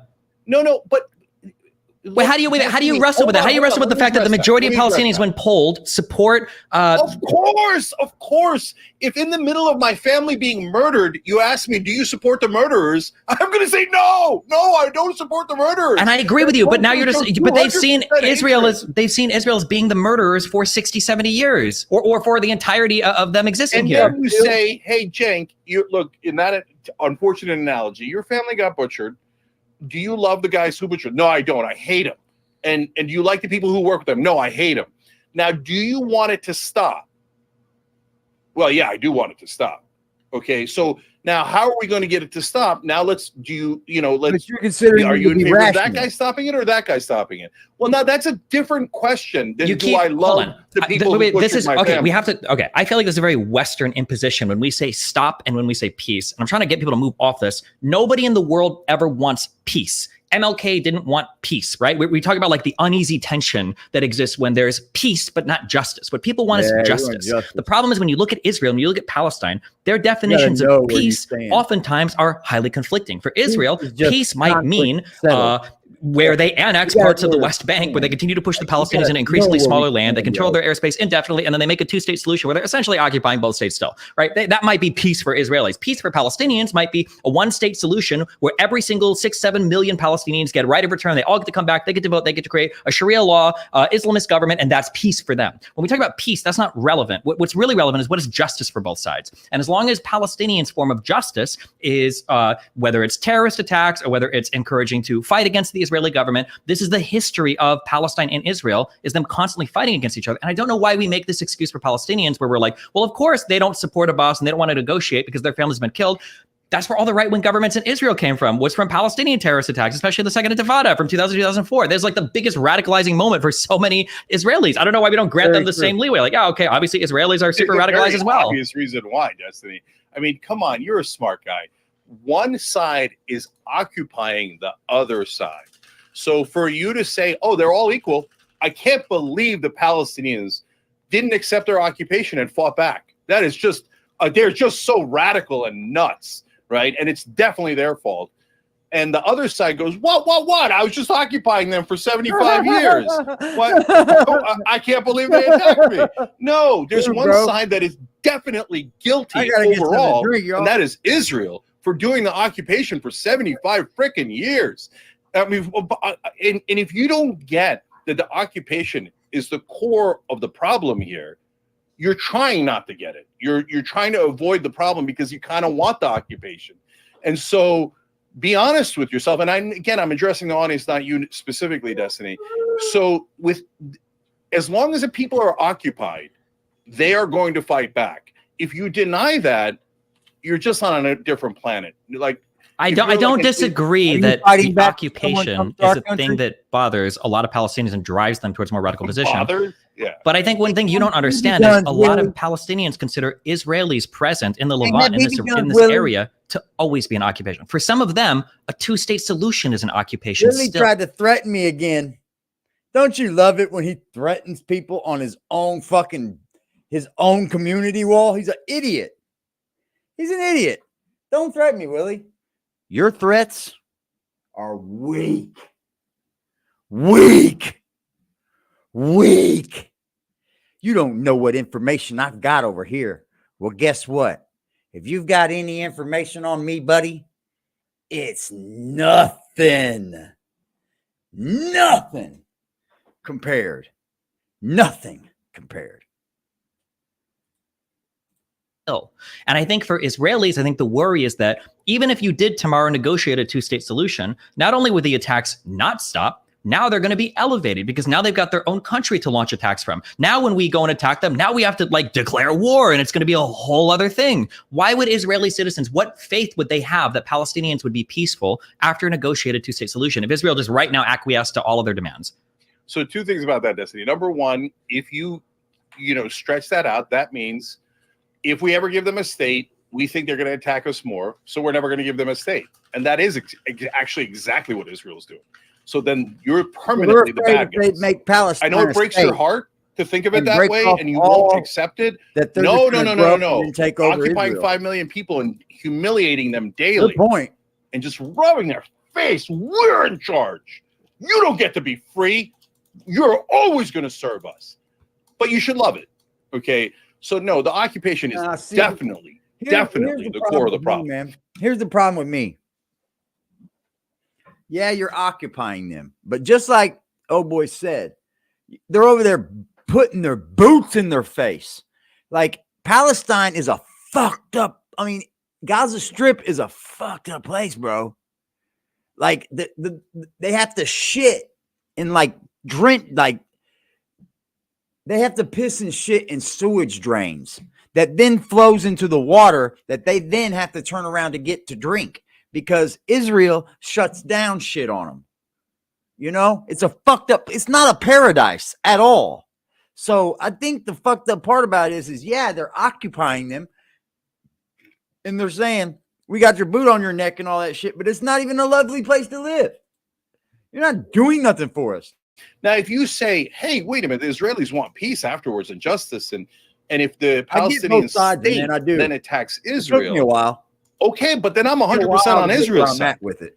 And so then we have a completely different dynamic. Sides, but man, if you say because they might attack us, even after we do peace and justice, I'm never going to give them a state. You're saying I'm going to be permanently the bad guy, permanently the occupier, permanently the oppressor. Okay, wait, I'm curious.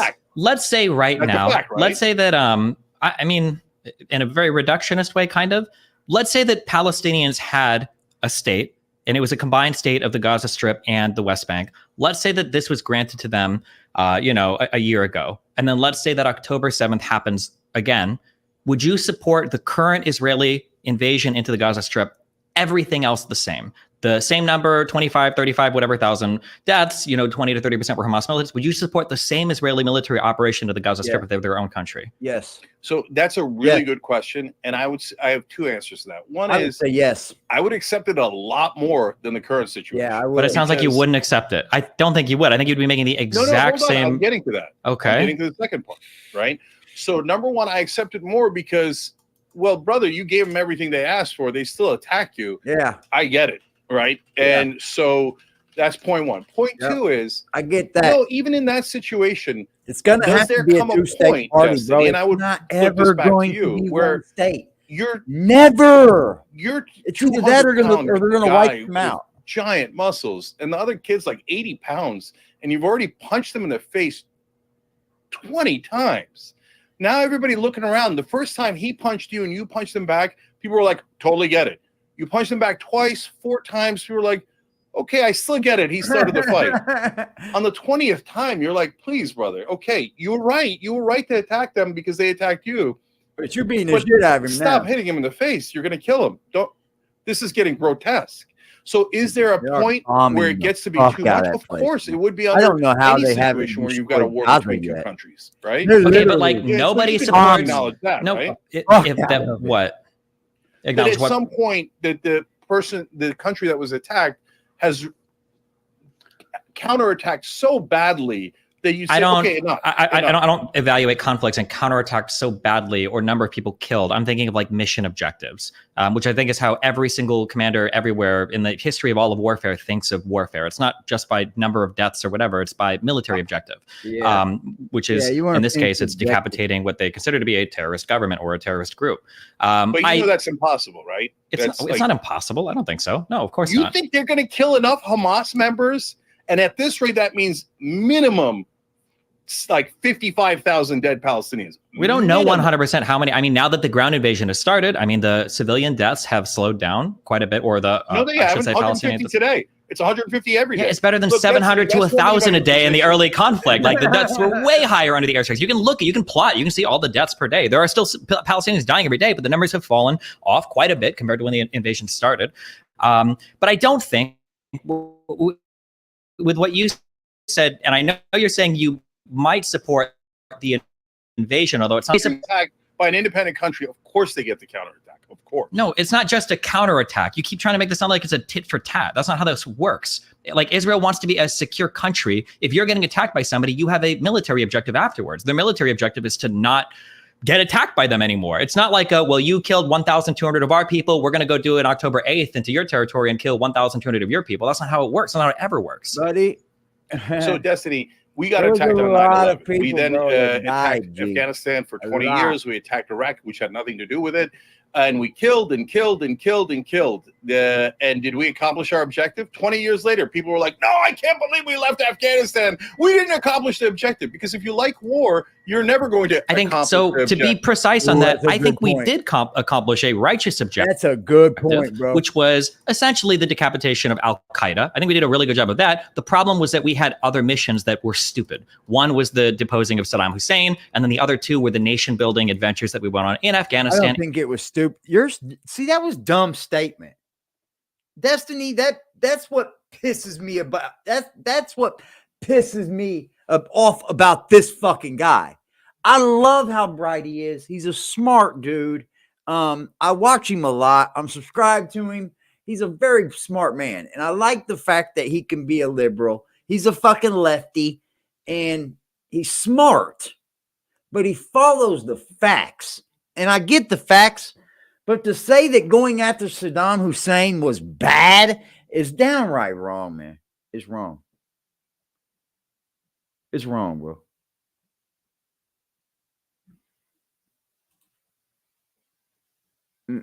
We hung that son of a bitch right there in his town. And Iraq. I think that those three things were not good, and I didn't see a good justification for them. But I think that eliminating Al-Qaeda in Afghanistan, I thought that was a good thing to do. I think. I don't like. Oh, absolutely. But did we actually target Al-Qaeda? Now we're going to get too deep into that. But real quick, no, Rumsfeld turned down a U.S. general's. Wait a second. I think it's probably worth just moving on to the Houthis.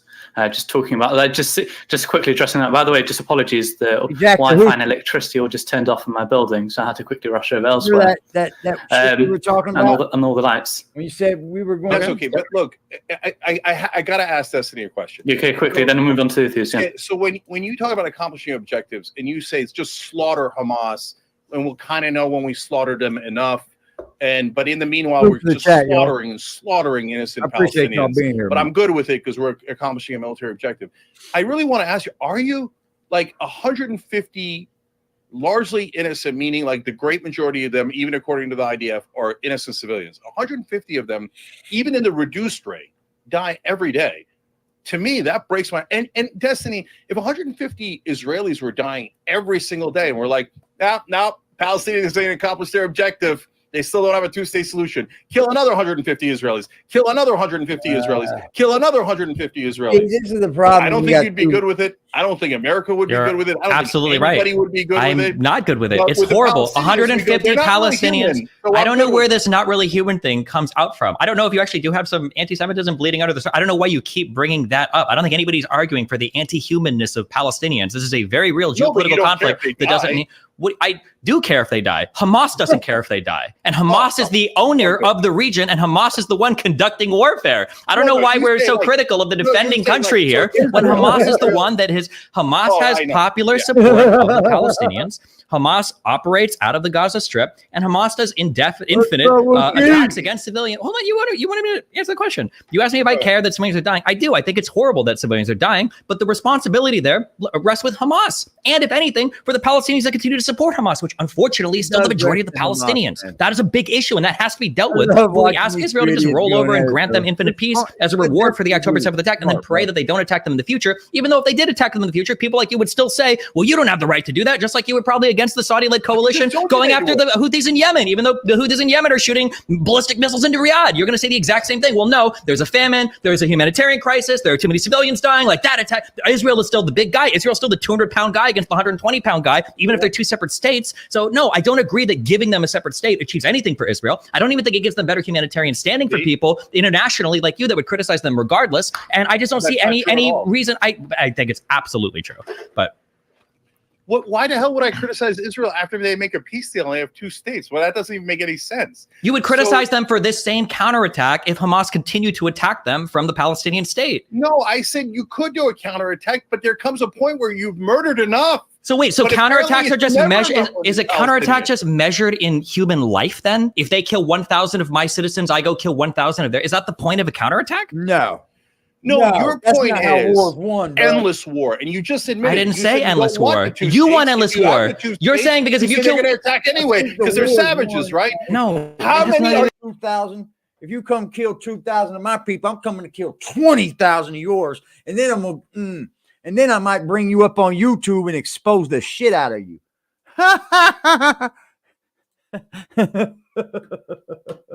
I'm just kidding, man. I'm just kidding. Just kidding. Just kidding. Chill, guys. Chill.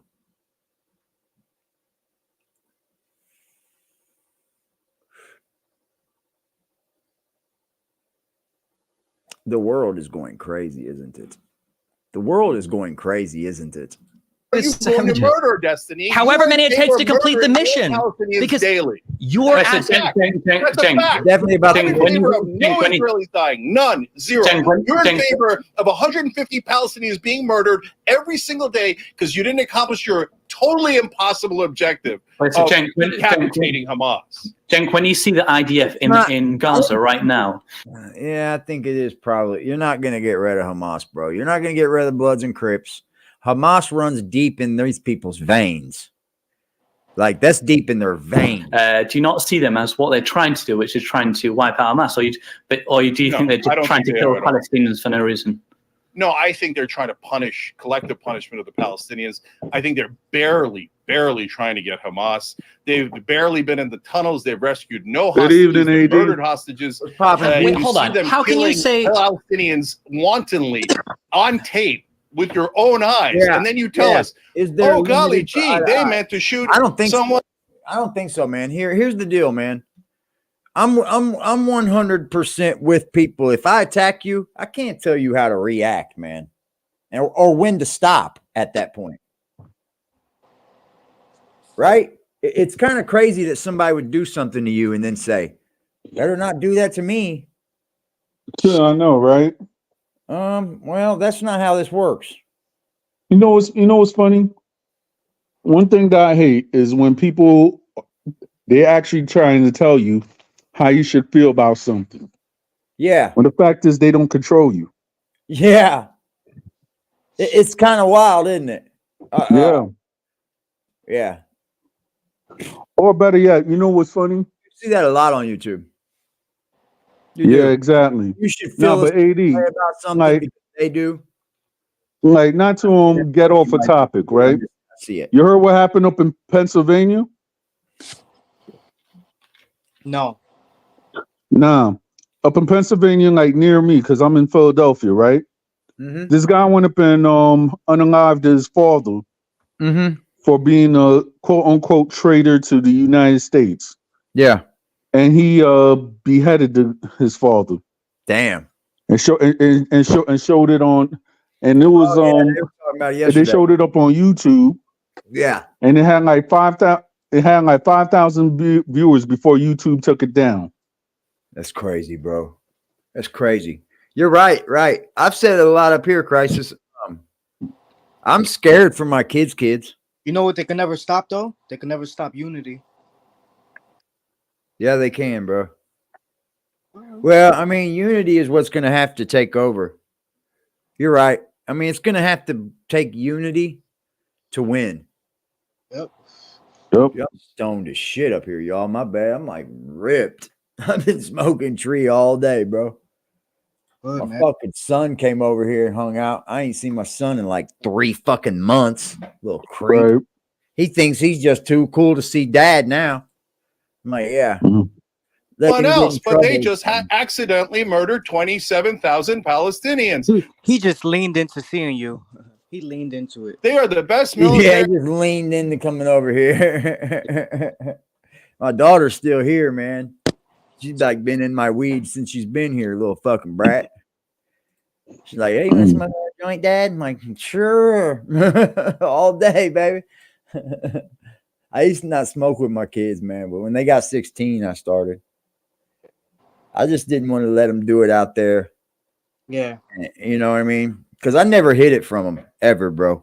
When they used to have kids come over when they were younger, I used to tell them, make sure they're cool, you know?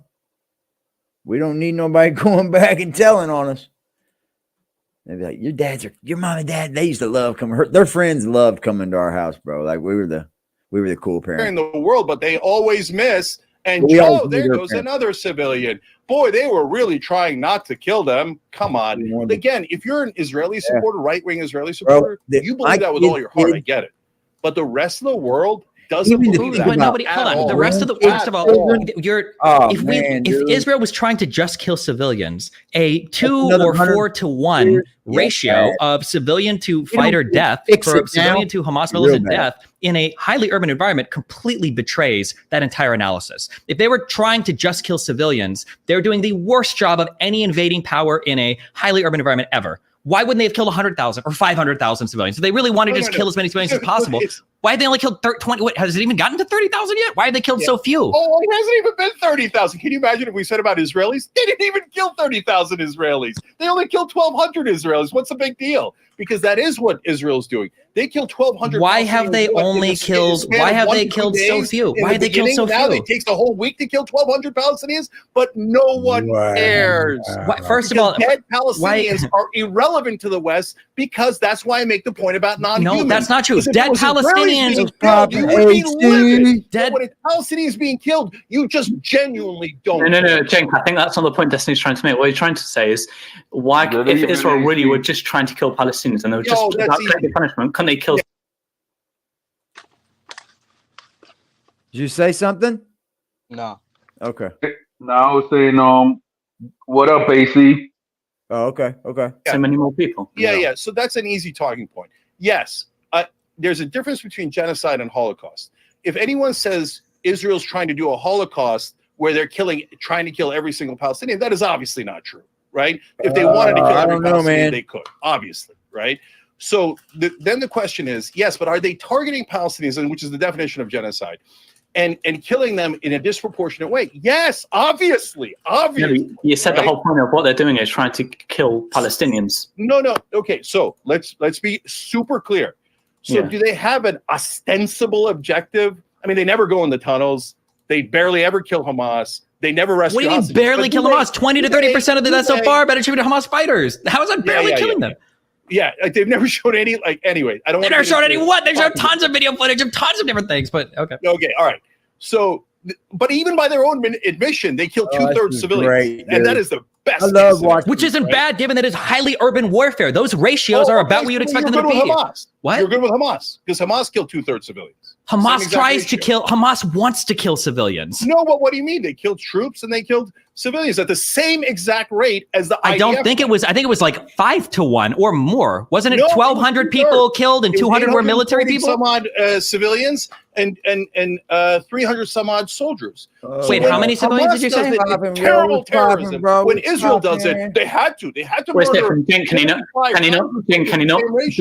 Can you not make the distinction of Hamas going into Israel after Hassan Hussein? Saddam? You talking about Saddam Hussein? I'm not quite sure what it was. I think because he was the most reigning terrorist.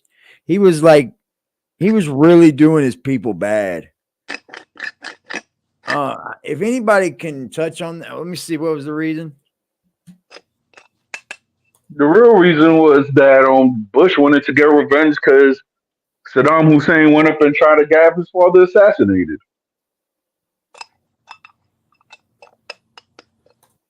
Yeah, but I don't know if that was the real reason. I think because he was just doing the people bad, bro. He was executed by an Iraqi court for his role in mass killings and his crimes against humanity.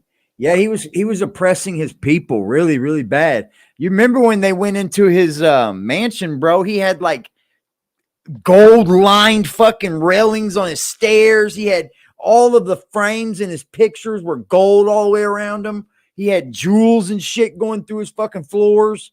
And they're like, dude, he was oppressing his people big time. Big time, bro.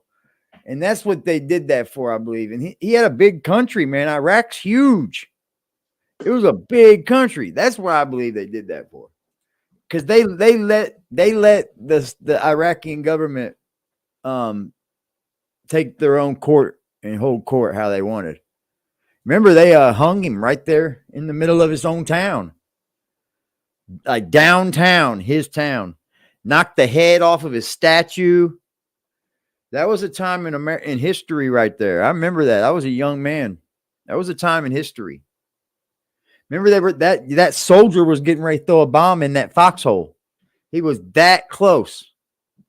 He said, I was just getting ready to throw a grenade in that motherfucker, and something told me to look, and there he was hiding in a fucking foxhole. You know, it's like these rappers, dude. They go right back to hiding again when they get in trouble and shit. Saddam Hussein was rich as fuck, and they found him in a fucking foxhole, hiding for his life. It's not good to start treating people and just, Yeah, I know. And then on top of it, while he was in power, he actually had some of the people who was against him killed on foreign lands. Yep. He was taking people. Yeah, they televised it. They did televise the murder of him. Yeah, they hung him right on national TV. They televised the bombs over Baghdad in Iraq when we went in there and just tore that fucking city apart. They televised that shit. I think that was like the first real like in fucking color fucking awesome footage. You know what's funny about that when there was like bombs over Baghdad, right? Mm-hmm. They started playing that same song that Outkast made like years back when they invaded Iraq. Yeah, dude, we were doing them bad over there, bro. When we first went over there, we were kicking in their doors, putting everybody on their faces, bro. At all times of the night, we were just over there kicking doors down, baby. I don't know of any time that's going to be in my lifetime where you're going to be able to do that to America, where you can just invade and kick our door down. Not in my lifetime, I don't think. On October 7th, just trying to kill civilians for the sake of it, not any other mission. Yeah, but then what Israel are doing? By his own people. Look, I hated that they killed civilians. Yeah, but they also killed troops. So it's like, no, I understand that. But do you not see the difference in alternative motive between what the IDF are doing and what Hamas are doing? No, first of all, I don't like. Let me be clear. I don't believe the right-wing government of Israel when they say we're the world's worst army. Even though we have every capability in the world, we just keep missing. We just accidentally murdered 25 times the number of civilians as Hamas, the terrorist group Hamas. But oops, did I do it again? So what are they trying to do? They're trying to have plausible deniability for vengeance. So their plausible deniabilities. No, I sent guys there. I tried to get Hamas. I tried to get the hostages a little bit. But as I was doing that, I murdered, and I dug up their cemeteries, and I took their ancestors, and I rubbed it in their face. Listen, we're going to be spitting on your ancestors. And then I bombed their hospitals. Then I bombed their schools. Then I bombed 85% of the buildings. And then now a quarter of them, 500,000 people, are starving. 80% of the world's people that are starving in the world are in Gaza right now. But if you think that's all an accident, they didn't mean to do any of that. 80% of the starving people in the world are in Gaza right now? That's right, according to the United Nations. I know you're going to say, the United Nations is anti-Semitic. We don't count it. We don't count it. Nothing Considering counts. the population of Yemen is like 35 million people, and there are only 2 million people in Gaza, and I'm like half the population of Yemen. That's just one country. That number is insane. There's no way that number is true. Yes, I mean, it doesn't matter. You're good with it. You're good with the deaths. You're good with the starvation. They haven't accomplished their objective yet. Their objective is I don't know if I'm good with terrorism. Then they're doing a really bad job of it. They've knocked 85% of the buildings down. I don't know if I'm good with that, man. I don't know if I'm good with that, bro. And they're pushing everybody. Why haven't they killed 400,000 Palestinians? Because they wouldn't be able to get away with it. Okay, so they're trying to kill indiscriminately, but only as much as they can get away from. But they've also managed to kill 25% of the civilians are militants. And so your big defense of this genocide is, well, we didn't kill them all. There is no genocide. We didn't kill them all. Yeah. I mean, we butchered 27,000 people. It's close. But we didn't kill them all. By the way, that's exactly what the Serbs could have said in Srebrenica.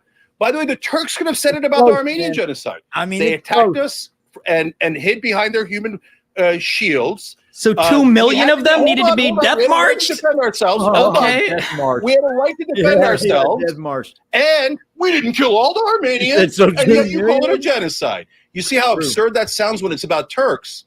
But when it's about Israelis, nope. Regular rules do not apply. They can kill anyone they like, and they could just keep on butchering them to the end of time. I gave you a real peace plan that gets Israel's security. If security for Israel is not good enough, then you're admitting you just want vengeance. Well, so just before, I know we need to close up. So we've been pushing on Cenk the whole time. So I want to ask you, Destiny, a question on your proposed plan. At what point would you say this is the IDF have actually accomplished their plan to eliminate Hamas? Or how many? I know I asked you this in the last debate, but it's a really good question. I unfortunately, I'm not worth it. Yeah, I don't know what the actual military decision is when the job is finished. I don't know if that includes a certain amount of their leadership killed. I don't know if that includes a loss of confidence from the Palestinian people, or if it includes a certain percentage of fighters, or if it includes a certain percentage of whatever. I don't know how they do that military distinction. Okay. What I want to know from my people in the chat, I got 12 people in here. I probably got 2 haters. Do you think there's a solution in in the Gaza Strip where we could see what is here. I don't even know how to phrase this. Hold on. What is a solution to the ending of war? Like, do you see a one state solution the way it is right now? Like that's what it is right now, right? It's basically a one state solution and they're occupying them. Right. Do you see a way that works ever again? Because now they're at war. I mean, it's almost them saying that ain't going to work anyway, right? Fuck this one state shit. You're oppressing us. Because Gaza's not a beautiful place to live. It's not like Gaza's holding Israel's holding Gaza down, oppressing them, and making it a nice place to live, and it's a shithole, bro.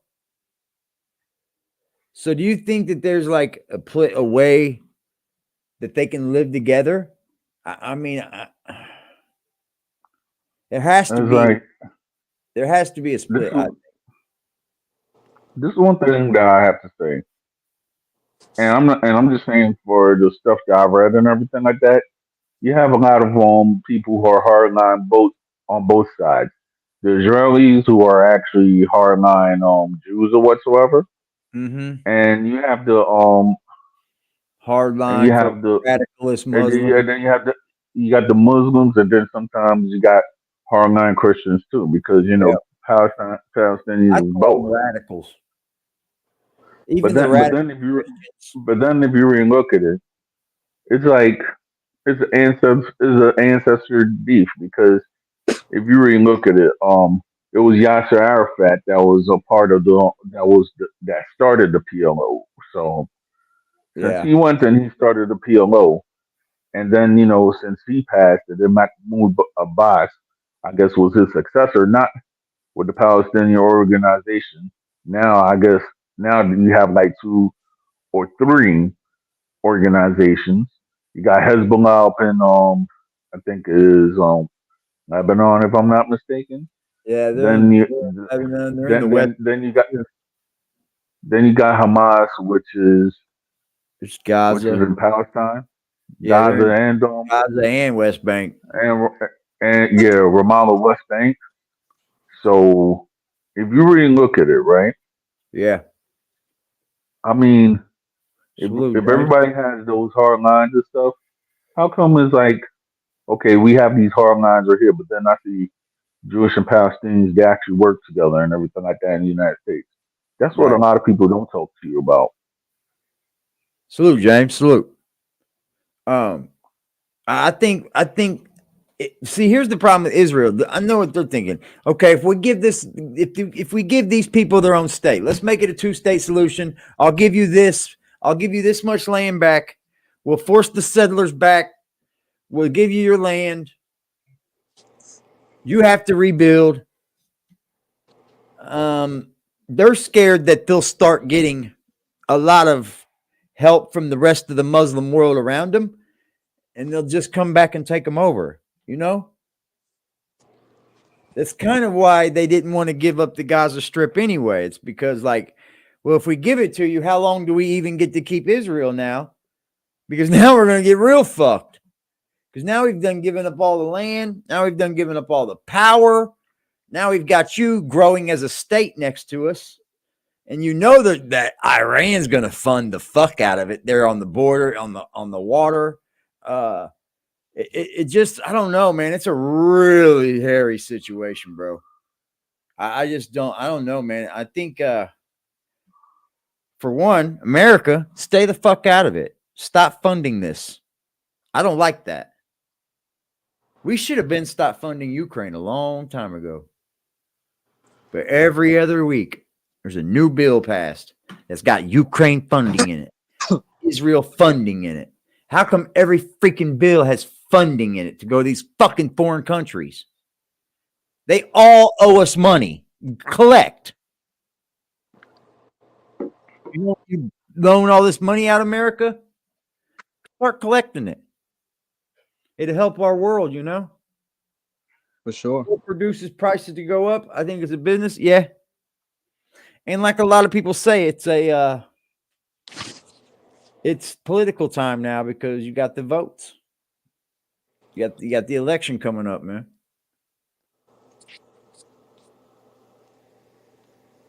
Very tough topics, man. Very, very tough topics. I didn't want to stay on that too much, you know. I'm going to go check this border out because I hear there's a lot of people rolling into Texas right now. Like a lot. But AD, check out that story that I was telling you about that, you know, about in PA, because that's like a story right now. That's like a hot topic of what this guy actually did Yeah, on live on YouTube. I might make a stream about it. Yeah. I'll cover it. I seen it being talked about. I definitely did. Yeah. I think Just put me onto it last night. Nah. You didn't say anything. Somebody said something about it in the chat. Then I'm almost pretty sure about that. All right, man. So there's nothing going on there.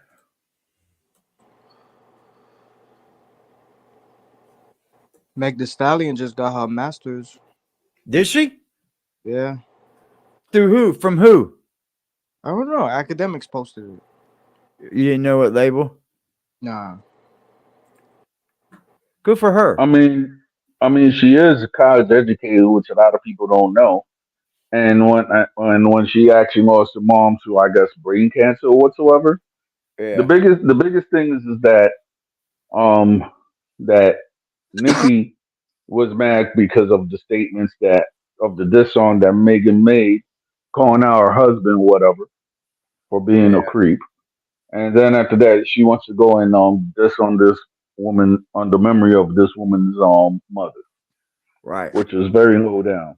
Don Armando, you know, it's one thing. I don't want to cut you off, but you know, it's one thing that's so annoying.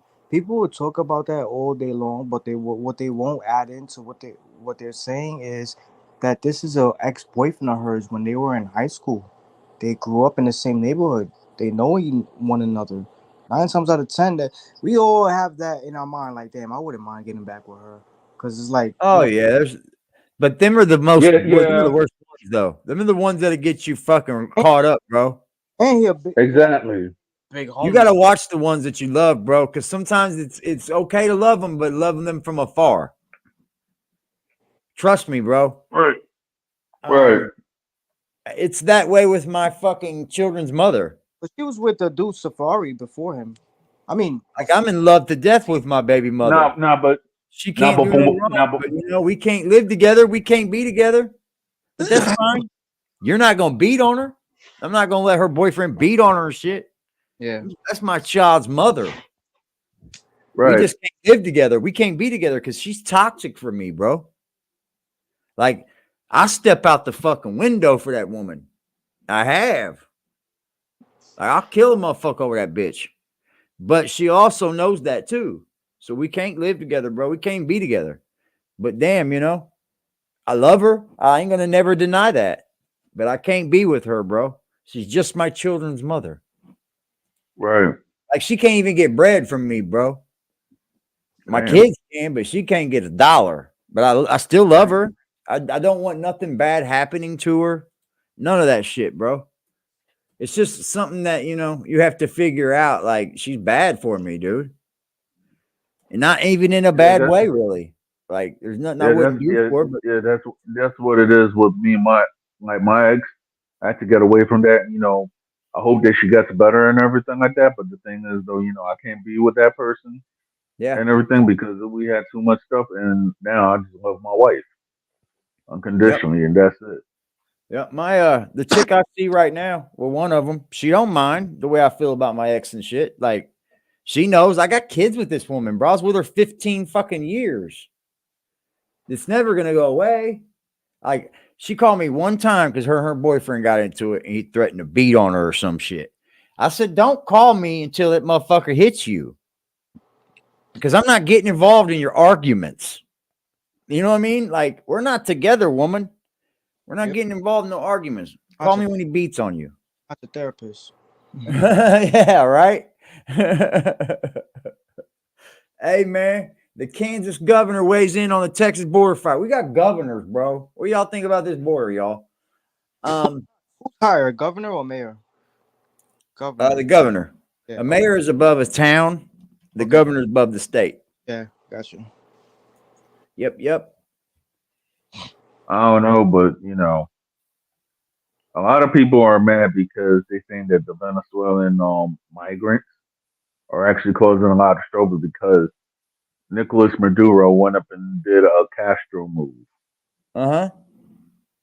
meaning that he released all the criminals and everything like that he have in Venezuela, the people that don't want to live in Venezuela no more. So all the criminals That and dude's a beast, bro. Didn't he just get elected in? I'm not sure if he did. Who was I that? just know It was that Argentina that got the new guy. yeah, it was Argentina that got the new guy.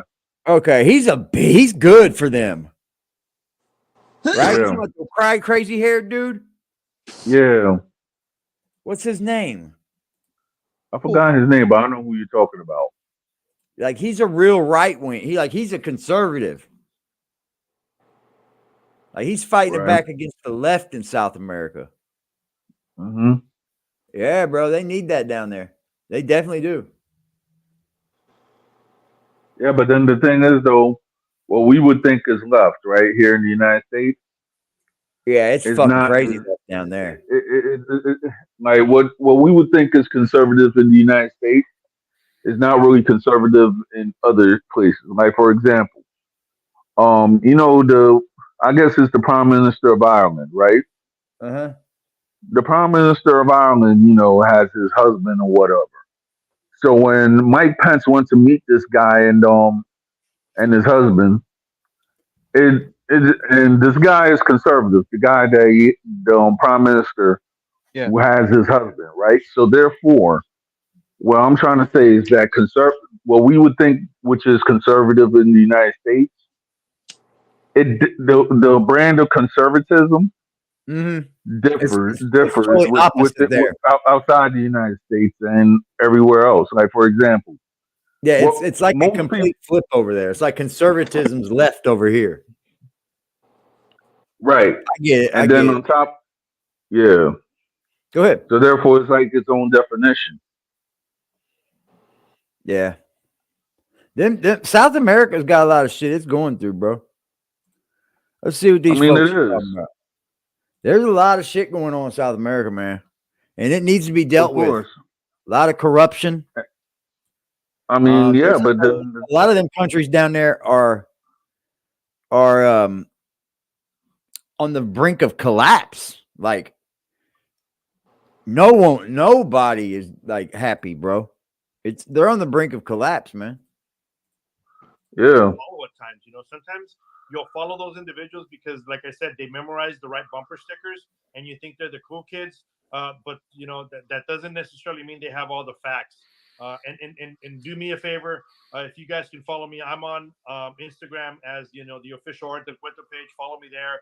At the same time, find the Green Line. That's one word, the Green Line, on Spotify or iHeartRadio, and listen to my show. And at the same time, give support where support needs to be given, because at the end of the day, the people. Hey man, we're having a problem here, man. There's a problem. The border's a problem. A big problem. How does New York feel about it, y'all? Like New York is they're taking a big blunt of this, I see. I got people in my community that be voicing their opinions. They don't like that shit at all. They don't like it? They don't like it. That they're taking the money, and then certain people like certain programs, certain things that they'll qualify for is not available no more because it's going to them. Mm-hmm. I'm not gonna make it a dumb thing because that's been going on. A lot of these in the projects, a lot of these Asians been moving in these ghetto neighborhoods, and they've been getting stamps, their welfare, their housing. Like, what do you expect? But this on a whole nother level is just crazy. Yeah. Yeah, it is. I mean, it's to the point that East Palestine, Ohio. Sorry. All that and more. I'm Bobby Eberly. Sorry, yo. They get 5-star hotel rooms. That's crazy. I think they're taking that back. I think they're taking that back, guys. I think New York City's starting to fight back. Those, from what I'm hearing, is like they've kicked a lot of them people out of them motels. I heard they were destroying. I heard they were destroying them. Is that true? I don't know, but No. I'm gonna go around and say this is. I'm not sure about the migrants, but when it was 2020 and then the special disease was around. Right. You had certain homeless people who was destroying them. I'm not sure about the I'm not sure about the migrants. Well, I heard the migrants now. I did hear that just recently that's happening in New York City. The migrants are destroying it. Like they'll have like these over like the hot pots, and they'll have all this electricity plugged in. They're causing fires and all kinds of shit. Yeah. The only thing I heard about the migrants, they found a woman that was running tacos and burritos and shit out of her fucking motel room illegally, bro, making money. And it's like, I mean, if you were to look at it, the only thing I heard about the migrants in New York is how they snuffed the cop and got arrested. Yeah, they did do that. This is what he's going to talk about too. They did snuff the cop. This is a 13-minute news hour. God bless the United States. Yep, they did snuff that cop. If you're new to the show, thank you so much for tuning in. We're going to start with the shocking effects of Joe Biden's open borders and the way he is transforming the country precisely along the Marxist playbook. Yeah, it's Marxist now, shit, a group bro. of illegal migrants. That word isn't used a lot. 10 million who have entered the country since Biden was sworn into office attacked 2 New York City police officers. This gang of illegals tackled the cops, punched them, kicked them. Oh, and guess what? They were staying at a migrant shelter, which is paid for by the taxpayers. There is no reason these people should be in the country at all. Anyone entering illegally should be escorted right back out. Instead, you have this. Look at this insane video. A group of migrants in New York City are arrested after attacking NYPD officers in Times Square. 5 were arrested and 4 are already released without bail. That blows me away. The brawl started when 2 officers were trying to break up. That blows me away, bro. Near a migrant shelter. Average New York Cityan while arresting probably one of the can't men, even get out of bond on I'm not that. going to just sit there. I'll jump in. I'll start kicking. I'll stop punching the officers. Yeah, if Justin would have done that, he'd probably still be in jail. Probably couldn't afford the bond. If you do that in Indiana, bro, they don't like that shit. You hitting cops. Yeah, first offense, hell no, I'll be out. For beating on the police? Oh yeah, the judge. Yeah, for beating up police is like 7 years. It's like 7 years minimum. The charge, felony charge in New York. Someone fresh like me, first offense, ain't never been. Assault on a police officer is probably like misdemeanor first time. Yeah, they don't blame what happened. It might be a felony. Trust me, that judge gonna look at you a virgin like. Yeah, they'll let you out probably your first time. But damn, bro, like he's not even from this country. They should be they should be keeping him for that. But if it's someone that they could for sure pull something up on, yeah, they're gonna, of course, we're like, yeah. But if they can't get nothing on you, you've never been locked up, no nothing. Nah, they're gonna be like, all right. They'll at least let you out on bond. Insane, friends. I never been to. No, you have to still go back. And to those on the left whose response to illegal immigration is to say, "Oh, these guys ain't going back to court, bro." Immigrants. My response is this: in the past, people who came here actually wanted to be Americans, to become patriots and support this country. Maybe they just took advantage of our opportunity. Everyone was taught to love this country. Now it's the opposite. That's not an opportunity. Left-wing indoctrinators are teaching children to hate America, and we are allowing millions of people into this country who don't want to be Americans. They don't have to learn English. They don't have to support this country. They don't have to adopt our culture. Nothing. In fact, mass migration is indeed an effort to destroy national identity, not only here, but in every successful Western country. As the report stated, 4 of the illegal aliens arrested were then released without bail after assaulting New York City police officers. These are not good people. And here's how they walked out. NYPD making 2 more arrests. What the illegal fuck, immigrants. Bro? And that attack on officers. Are you fucking kidding me, bro? Get out of our country. Get out of in my generation, right? Get out of our I'm like, we would have never got away with this. How these guys get away with it? That's all I gotta say. Get out of our country. If you don't want to be here, why the fuck are you here? Free shit. This is the I shit. told you. I told you, AD. Most of them are criminals that Fleeing Nicolas crimes from Maduro other freed, countries. and that's what they're doing. Like for They're example, up in New fleeing York, there was another Venezuelan guy that went up and started robbing as soon as he just got to New York, and he Wow. posted his picture over man newspapers and everything like Wow, that. bro. And he Amazing. just got to New York and just started stealing. Who Amazing, does bro. that? I think what you said, like, that's a lot of them are fleeing from their crimes from overseas too, right? Like they're probably in trouble where they came from. Mm-hmm. You know what I mean? Yep. So they come right back over here and get in trouble. But America don't send them out, man. ICE rarely comes picks people up, and they just let them out. Like here in me, Now here they in do- Marion County, now I do. But well, here in Marion back in the days when well, they, but in back our in the jail, days when it for was like like so many days, like if you 2006 sit or for a something. month, ICE comes in and they don't get you. Marion County will let you out after that. They got to get you. They got to come get you personally. Yeah, Like you ICE too. on that ICE bus, and they won't hold you long. Wow. I know Yeah, that back in the day, I'm great talking about like crime. '06 or something like that. Yeah. If ICE got you, you got. That's it. There was nothing you could do. You have to Well, get here's the thing. immigration lawyers or anything like Here's that. the thing. There's so many of them, bro, that they're not taking every single one on each trip, so they'll release them. If they don't get you on that trip, you got a chance of going home. Yeah, it's crazy, bro. It's amazing Yeah. what's really going on. It's much deeper than the border, but it Yeah, starts it is. there. It does start there, though. We need to start sending people back home instead of processing them. That there's no way that we thought that we could process all these people. No way. Allegedly stole an Here's how officer's they cell feel. phone. Fuck you. Well, that'll help them track you down. So, a fifth illegal immigrant You're accused laughing. of attacking two New York funny. City police officers over the Go weekend home. showed no remorse or regret. He was seen, as you can see, giving his two middle fingers to the cameras moments after Wow. being released That's without our future. bail. No consequences at all. None. And this is the work of the leftist DAs, prosecutors, and judges that George Soros and others helped get elected. Crime is out of control in blue cities, and they keep electing people who make crime worse. Wow. And now, according to the New York Post, 4 of the migrants released without bail are thought to be on the run, fleeing the city, and likely not even in the state anymore.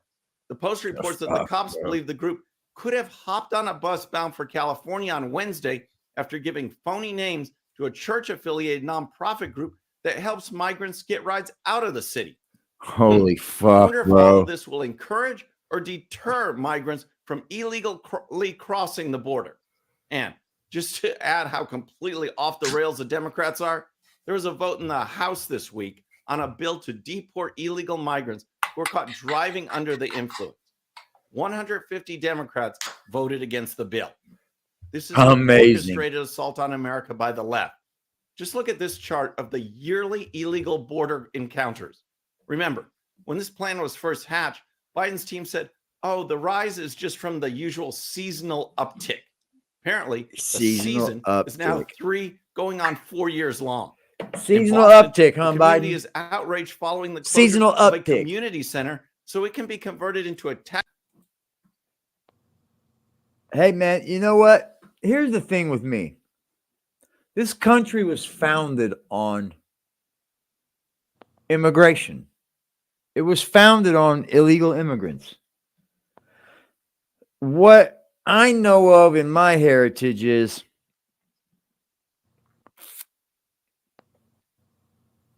this land belongs to the people that are crossing the border mostly. I mean, well, we know Mexicans. Our history books go back to date that this was Native American land. You know, it was Indian land, and then they were forced into Mexico. Spaniards come over, taught them the language. It's just been America's always been the cesspool and the melting pot, right? So I'm not real big on like getting on people for illegally being here. I get it. You want a better life, man. You want a better life. Just do it the right way, man. All right, but this is one question I have to ask, right? Right. When everybody's talking about migrants, everybody's talking about, people from Central and South America and the Caribbean, right? And maybe possibly Africa. But there's a whole bunch of illegal immigrants from Europe, and nobody says nothing. You hear no reports about it or anything like that. A lot of little hats. Yeah, they could be anywhere. The illegal European immigrants, but nobody says anything. I know. It's a bigger problem than what's going on at the border. Bigger issues, man, than what's going on with that border. Primo. Good, Lex. Native Americans watching this like, ain't this a bitch? Yeah, I know, right? When I see Mexicans, all I see is Indian. I don't see Mexican. Well, I mean, they're Mexicans because that's their land now, but they fucked them over because back when this all took place, when they forced them into Mexico, America had deals with them that they were going to keep up with the produce until the revolution come along where they were just mass producing all this shit, and they kind of screwed Mexico out of a lot of shit, man. They did. Taxpayer-funded Forced housing them into the shelters country what for they are illegal now. migrants. So push aside the city's youth to make room for military-aged men who have no desire to be Americans. In addition, one more interesting fact to pass along, as posted on X by the libs of TikTok, in September of 2023, there were 305,000 births in the United States. In that same month, there were 341,000 illegal migrant encounters. Wow. More illegals coming in than Americans being born. And under the Biden administration, things are just getting worse. It's a destabilization plan. Let's I talk get about it. the Republican Yeah, National you're right. Committee. But first, if you're new to the show or haven't subscribed yet, regardless of platform, just search out my name, hit that subscribe button, make sure notifications are turned on. That way you can follow the show and help us grow. Okay, next let's talk about Ronna McDaniel and the Republican National Committee, because she is once again under fire for her leadership, or lack thereof, of an organization tasked with getting Republicans elected. Success or failure is based on that one objective, and she has failed in election cycle after election cycle. Now, as reported by RedState.com, McDaniel is also drawing scrutiny over the spending priorities at the RNC, especially when compared to the organization's Democrat counterpart. And looking at spending over the past year, I think we're using our political powers spent over $70,000 on floral arrangements. Power the DNC spent about to the wrong people $800 nowadays. On limousines. The DNC. I think that we're using our law as like power to fight our political pundits, and that's not cool, man. They shouldn't be going at each other with the law, and that's not right. Spent over $263,000 on the item of get out the vote texting. The RNC spent around. That's what it is. They got invaded by Spain. Compared to the DNC, then they were taught the spent Spanish over language. 1.6 million. Now, when Republican candidates keep falling short, these types of spending comparisons like the Aztec will certainly be criticized. In addition, Ronna McDaniel is having a tremendously hard time raising money, and that is her prime function. Former Arkansas Governor Mike Huckabee was recently on Newsmax and was asked about McDaniel's disastrous tenure at the helm. I don't think it's fair to say she's been a disaster, but she's been there now 7 years, and there have been some real problems in getting Republicans elected. Can't blame all of that on Ronna. Ultimately, it's candidates who win or lose elections, not party officials. But the fact that the fundraising is in a pretty rough place right now is probably more problematic for her than anything going on with elections, because you can't win elections if you don't have the dough. As reported by the Washington Yeah, Times, it's marketing. Shout out to the chat, man. Times notes that, quote, the RNC's money problems. We're gonna blaze this and we're gonna bail out. Announced last summer a $15 million shortfall from projected fundraising levels, with both big dollar and small donor contributions drying up. End quote. Here's more from Huckabee. My friend can't speak And I think Spanish. it's probably healthy for a party to change its leadership from time to time. Fresh blood, fresh ideas, give somebody a chance to prove that they can take us to a new level. I don't know that that's going to happen this week. Been here since he was 5 years old, bro. He's not legal. Ousting Rana. It's amazing, isn't it? You know, I got a whole buddy of mine that's Spanish. He's Mexican, but he cannot speak Spanish, and he's not a legal person to be here. Dang. His mother brung him over here when they were 5 years old. Went to school his whole life here, bro. On the taxpayer dollar. But they say he has to go back and remain in Mexico for so long and file all that paperwork and pay all that money. I think that's wrong. I think they should have a law for that. He spent too much time. I mean, the thing is, though, you got people that they follow that same suit. Like, for example, I got a friend that he's Dominican, but he didn't know the language stuff, and he got deported. So now it's like a culture shock. Yeah, my buddy's he walks around scared all the time. That's crazy, bro, to think that you can graduate from our high schools. He's a high school graduate. And can't even get his fucking proper fucking documents and shit, bro. It's fucked up. It's fucked up, man. It's bad. It could be that there would be someone who would bring a serious challenge. The problem is that the establishment just loves McDaniel. The fact that the RNC can't raise money or can't win elections. 5 migrants charged in stabbing at New York's Randall's Island shelter. Status quo. The victim stabbed in the neck is recovering at Harlem Hospital. Ohio, Fuck, bro. After the devastating train derailment. You know, the part of the issue is this, chemicals dude. In the air, water, and ground. Part of the issue is we're getting a lot of news coverage of it as well. So don't get fooled by all the news coverage. People get stabbed every day. People get stabbed all the time. But I'm back. 5 migrants charged for stabbing someone. New York, Randall's Island shelter. You recall, in the initial weeks following the disaster, Biden was nowhere to be found. You're going to get that. You're going to get that. Secretary Pete Buttigieg didn't show up until after former President Trump made a visit to the town. Now, in a presidential election year, Biden has decided to visit sometime in February.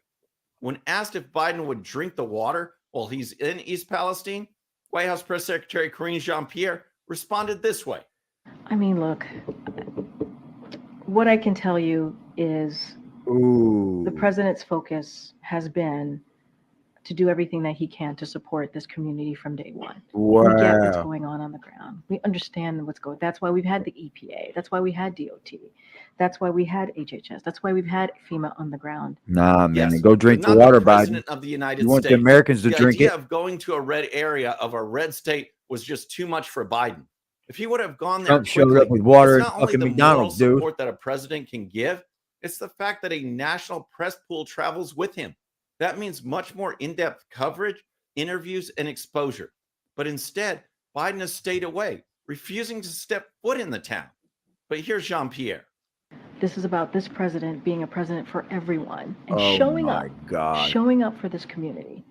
That's what this is about. I'm not going to get into some sort of political stunts about drinking water. What we're going to focus about is making sure they have what they need.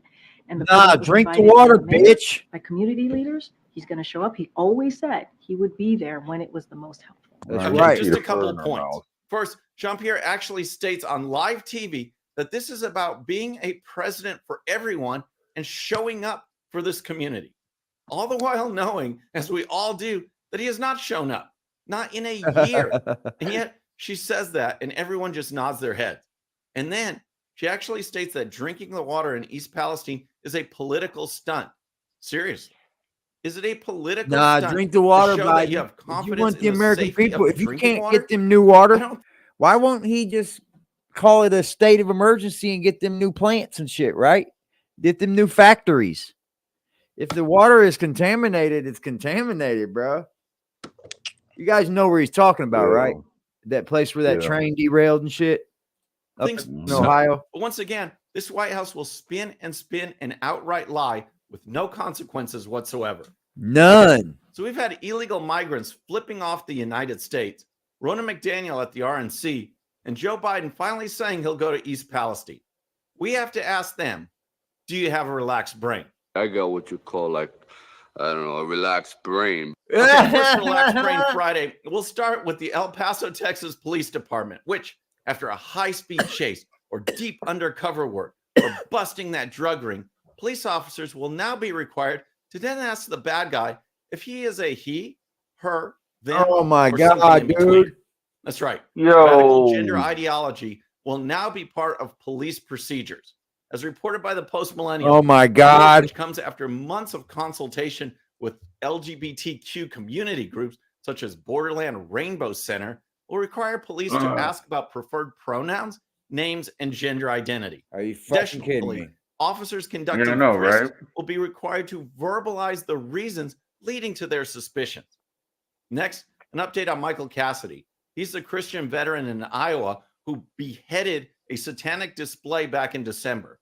The display was approved by the Iowa legislature and featured a goat's head on a red-caped mannequin holding a crimson pentagram wreath. It was set up near a nativity scene during the Christmas season. As reported by the Gateway Pundit, Cassidy ripped the head off and threw it in a trash can. The next day, he was charged with a fourth-degree criminal mischief, a misdemeanor. Now, Polk County prosecutors have added a much more severe charge, according to a charging document made public Tuesday, obtained by the Des Moines Register. Quote, evidence shows the defendant made statements to law enforcement in the public indicating he destroyed the property because of the victim's religion. Lynn Hicks, the spokesman for Polk County Attorney's Office, said. So, in other words, Cassidy is not now being charged with a hate crime for what he did. The world's getting bad, bro. This is all. In a sign of the This is all a crazy times we live distraction in, for the a bed Epstein and list. breakfast in a The small world's town in getting New bad, Hampshire is bro. under fire This from is the a community distraction from the because of its Epstein business list. practices. The Epstein establishment list called is the out, bro. Diaper Spa caters to adults, grown men and women who want to wear diapers and pretend they're babies. According to the Post Millennial, quote, the Diaper Spa advertises as being a physician-run diaper salon serving all diaper-wearing individuals who seek acceptance, respite, and care. Oh my fucking God. Now, some breaking headlines from the Babylon Bee. And first, we have satire imitating Joe Biden's previous real statements with this breaking news. Biden, Black history is just as important as normal people history. And then, Texas border security efforts must actually be working because court orders Texas razor wire moved to Ukraine border.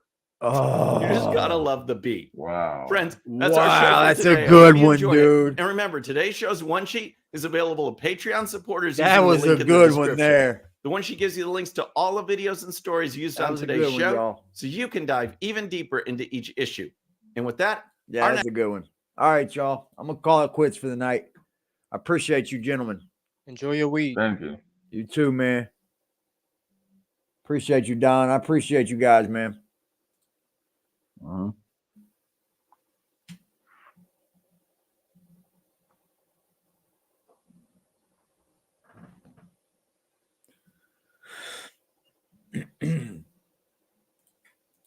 I appreciate you, Just. Thank you guys for coming up, man. I appreciate you guys in the chat.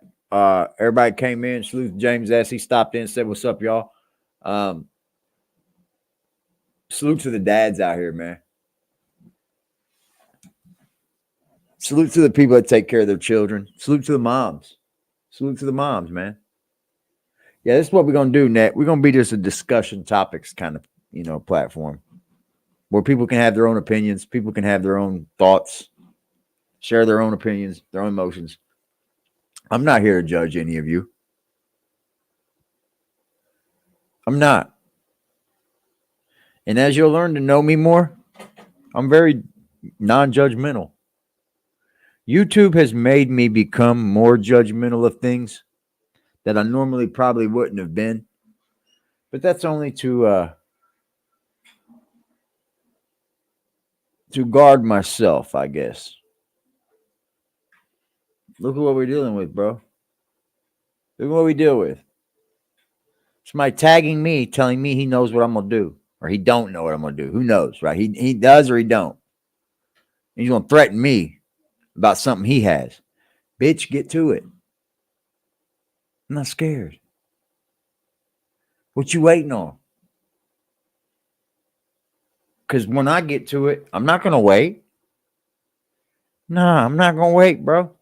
I mean, stop threatening. Stop fucking threatening. The threats are fucking like childish, bro, at that point. You come see me. Then you tell me I'm going to call the police. Don't call the police. I won't. I won't. I promise. Just don't cry, whine, bitch, moan, and groan when I split your wig. Make you look bad up here. Because truth be told, I think I went like 30 days without even speaking about your dumb ass. And I was like, you know what? I'm going to leave it alone. I'm going to leave this idiot alone. He's finally shut the fuck up. Nope. So you know what? I kept it in the clip. Kept it in the clip. You don't got nothing on me, bro. You don't got shit on me. I'm 45 motherfucking years old. I know what the fuck I've done in my life. You got nothing on me. Can you say the same? I don't even like being this way, y'all. Salute to you guys, man. Enjoy your night. Hey, before y'all go anywhere, thanks for spending y'all time with me, man. Time is a horrible thing to waste. It's horrible to waste. But thank you for wasting it with me. I don't feel like I wasted any time here with y'all. I gained a few more brain cells. Didn't lose any because we didn't talk about Jack. Probably lost a whole bunch talking about Willie. But salute to y'all, man. Thanks for hanging in there with me. Good night.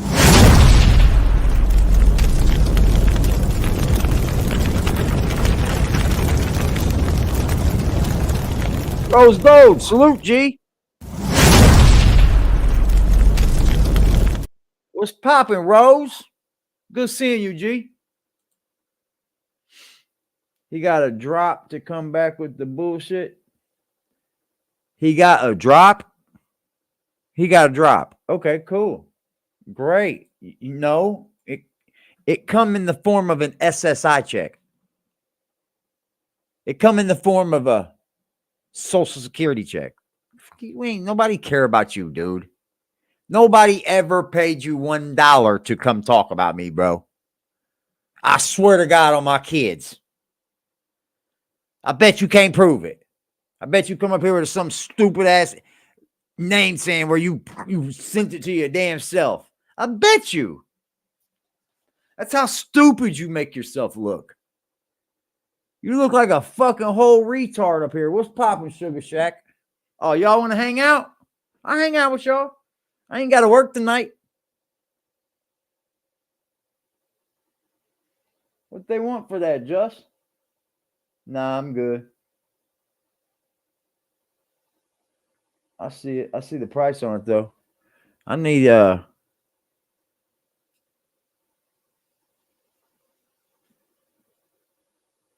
something a little different. Like I need like a I don't know. It's too that's Frost dad paid him again. Yeah, I know, right? I'll go tit for tat with Willie. It's just gonna be on my time and the way I do things. My rules, bitch, not yours. It's my ring. What's good, Kevin? It's my ring, bro. You don't threaten me. Haven't you learned by now? I'm not scared of your threats. He said, take pictures of, what did he say? Show pictures of my sisters and I'll show you. Well, I call your bluff. I call your bluff. Why would I have pictures of your sister, bro? That wouldn't be hard to get. Why would I care to have pictures? You're stupid. I'm not worried about you, Willie. What you seem to keep understanding is you probably have way more in your life that you're fucking ashamed of than I do. So let's rock and roll. And I'm going to tell you this again. Now I've never even said this.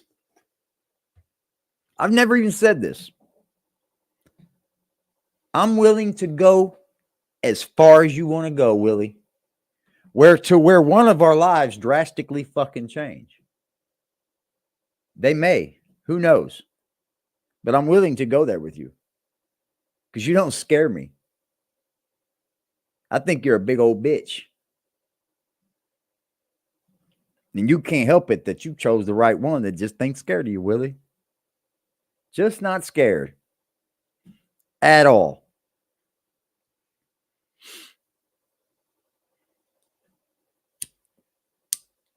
I don't think anybody is. I don't think you scare anybody. And that's your problem. You don't scare nobody in real life. Rochelle's not going to cam up. It's a fake. Bro, he's been talking to himself for 2 years in his chat. Okay, that's fine. Whatever. That's weird, right? It's weird that you would make up a whole thing and go off camera and talk and type in it and talk to yourself like you're talking to somebody. It's real fucking weird. But what's even weirder is that you created her as a female. You created her as a female. It's so weird, bro. I'm not going nowhere. You'll never run me off this block. And you'll never grow fucking with me. I mean, not like you can grow anyway. You've already bought subscribers, views, all that shit. You've already bought your way into not having a YouTube channel. You're just here trying to look cool. Well, I'm still waiting for you to look cool. Yeah, bro. The dude's got 2 stalking charges, literally. I still have the thing where he's like, I'm still waiting for them stalking charges. I showed you. And then he wasn't me. Okay, it was me. Oh, what'd you prove there? You stalk women. That's not the only one, Willie. But you'll see what the report said, who did it, why she did it. You'll see. You know, though.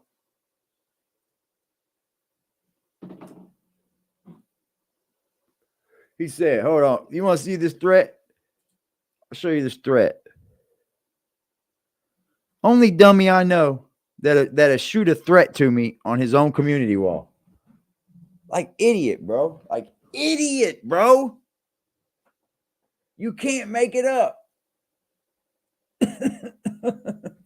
I promise. He got no motion on here.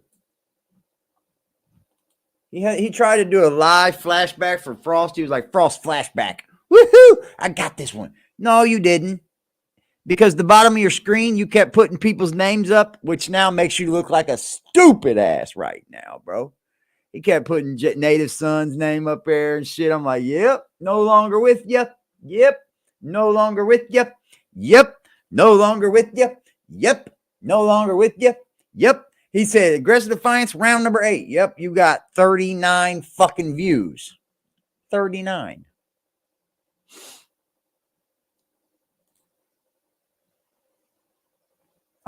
This is going to be fun here. It's going to be fun. It's going to be fun. Look, he's got devils and shit now. You think he's copying me? This motherfucker plays with Bitmojis, bro. Like, go get some talent. I don't know what you're going to do tonight. I don't know what you're going to do tonight. Just make sure you don't call the police on live when I respond to whatever you do. I won't. I'm going to laugh. No, I'll probably see you walk. You know what? I know what you're going to do. I know what you're going to do. You're going to wait about 2 months to respond. You're going to run away and try to fucking figure out something to say. Because I'm going to shock the world, son. I'm going to shock the world with you, Willie.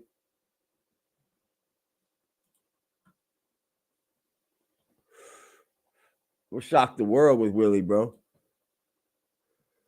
Look at dummy. And he keeps tagging me. I cannot respond in his chat. I've already tried to comment. Like, call my bluff and post my sister's pictures. Why would I post your sister's pictures? You think you know what I'm doing or something over here? You think you know what's taking place? I don't think you do. I don't think you do. I think you're a million moons away from it. But that's the whole point. You wanted to play, right? So let's play. I bet you can't dig up the dirt I dig up.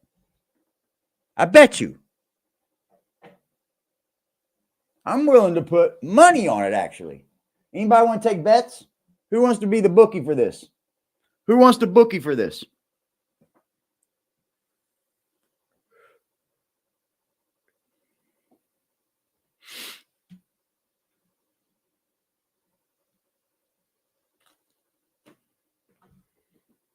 The Summer Jam screen. He thinks he's cool, bro. This dude thinks he's fucking cool. He thinks just because I haven't said nothing about him, he was in the clear to come back talking about somebody. Dog Soldier raped him today, bro. Raped him. Dog Soldier raped Willie today. Pause. No homo, but laid it on him. You see Willie saying anything to dog? You pussy, bro. You're a pussy. Full-blown scared ass bitch. You're a full-blown scared ass bitch. Yep, I said it. What are you gonna do about it? You caught that? Everybody sees what a piece of shit he is. Smart people move away from his channel. Yep. You seen that? I seen it today. I didn't know he had just made another video. Bro, I don't really go over there. I don't check for that guy, man. His content's the same shit every time he goes live, bro. Crying about how he's getting doxxed. $10 on the new QRs. 20 on the Baby Frost interview. On the other guy you speaking on? He said $1 on that other guy. It's all good, bro. I'll hit on Willie free. That's free right there. Although, man, it doesn't pay off for my views. It don't. I could get more views talking about my fart than I could talking about Willie. Let's be honest. I'm just being honest here. Nobody cares for Willie, bro. Not even in his own family. Let me get this clear. Let me get it real fucking clear through everybody. Not even in his own family, bro. They don't even like him in his own family. Now, I get like the little things where families don't get along and, you know, blah, blah, blah. We're talking full-blown people that are married into the family that don't like this guy. Like real issues.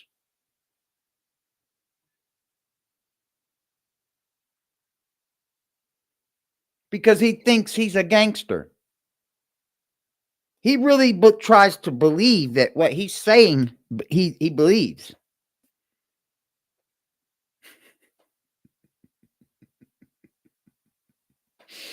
Oh, my Lord, bro. Fucking amazing, y'all.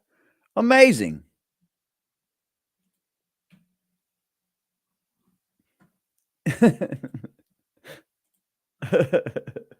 I fuck with y'all, bro. It's hilarious, man. I didn't ask for this shit. I start talking about Frost and I gain a fucking stand in Willie. I gained the fan, bro. Like he's one of the first people that come into my chat every single time I go live. You know, almost every single time. One of the first.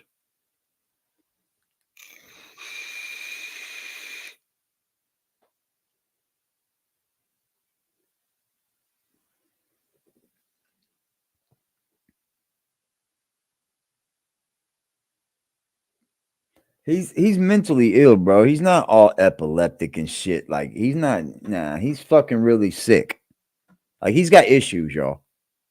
I'm gonna be honest. I'm gonna be dead honest with y'all. Willie has some mental issues going on.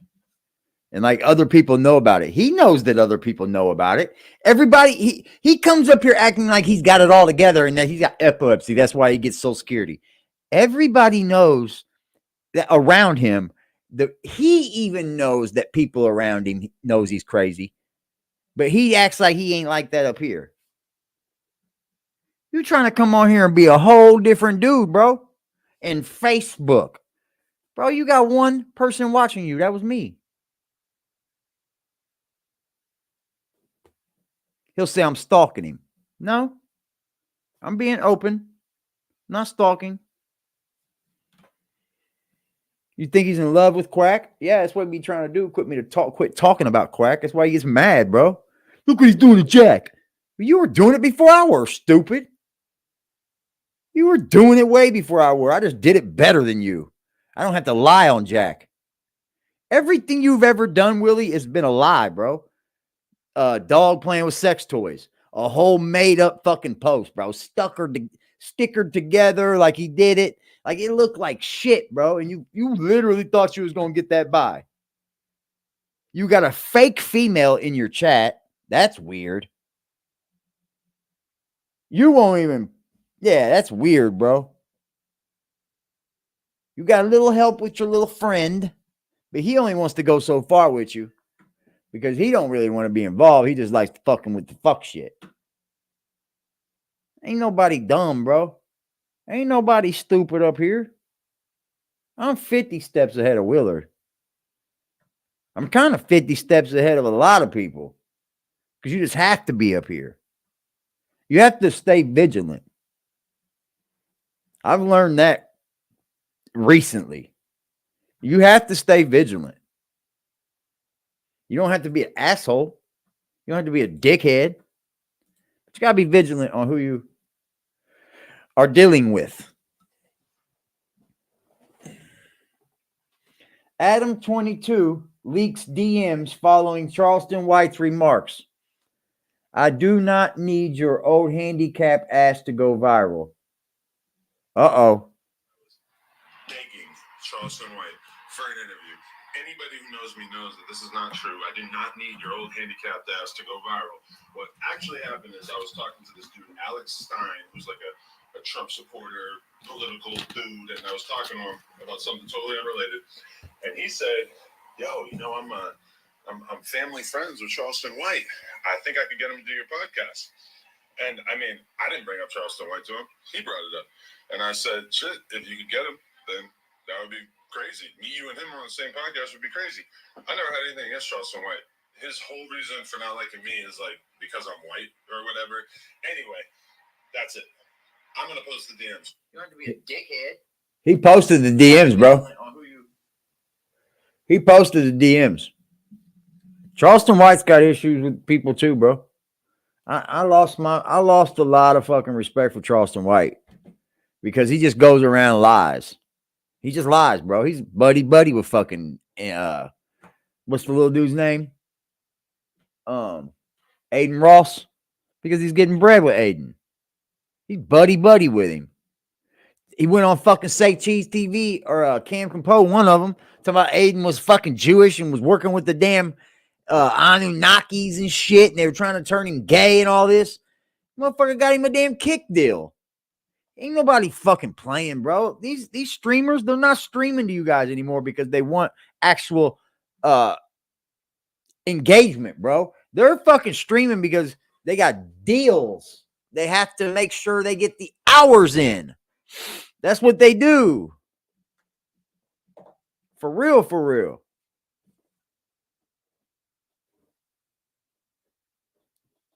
All right, y'all. I'm out, man. I love y'all, man. Enjoy y'all night. I hope somebody goes live or something tonight, man. What the fuck? Or I hope somebody already is live. I'm going over there. I'm going to watch me some content tonight. Willie, get off my dick. You on my bumper, bitch. You ain't going to do nothing about it, punk. Eat a whole bowl of it.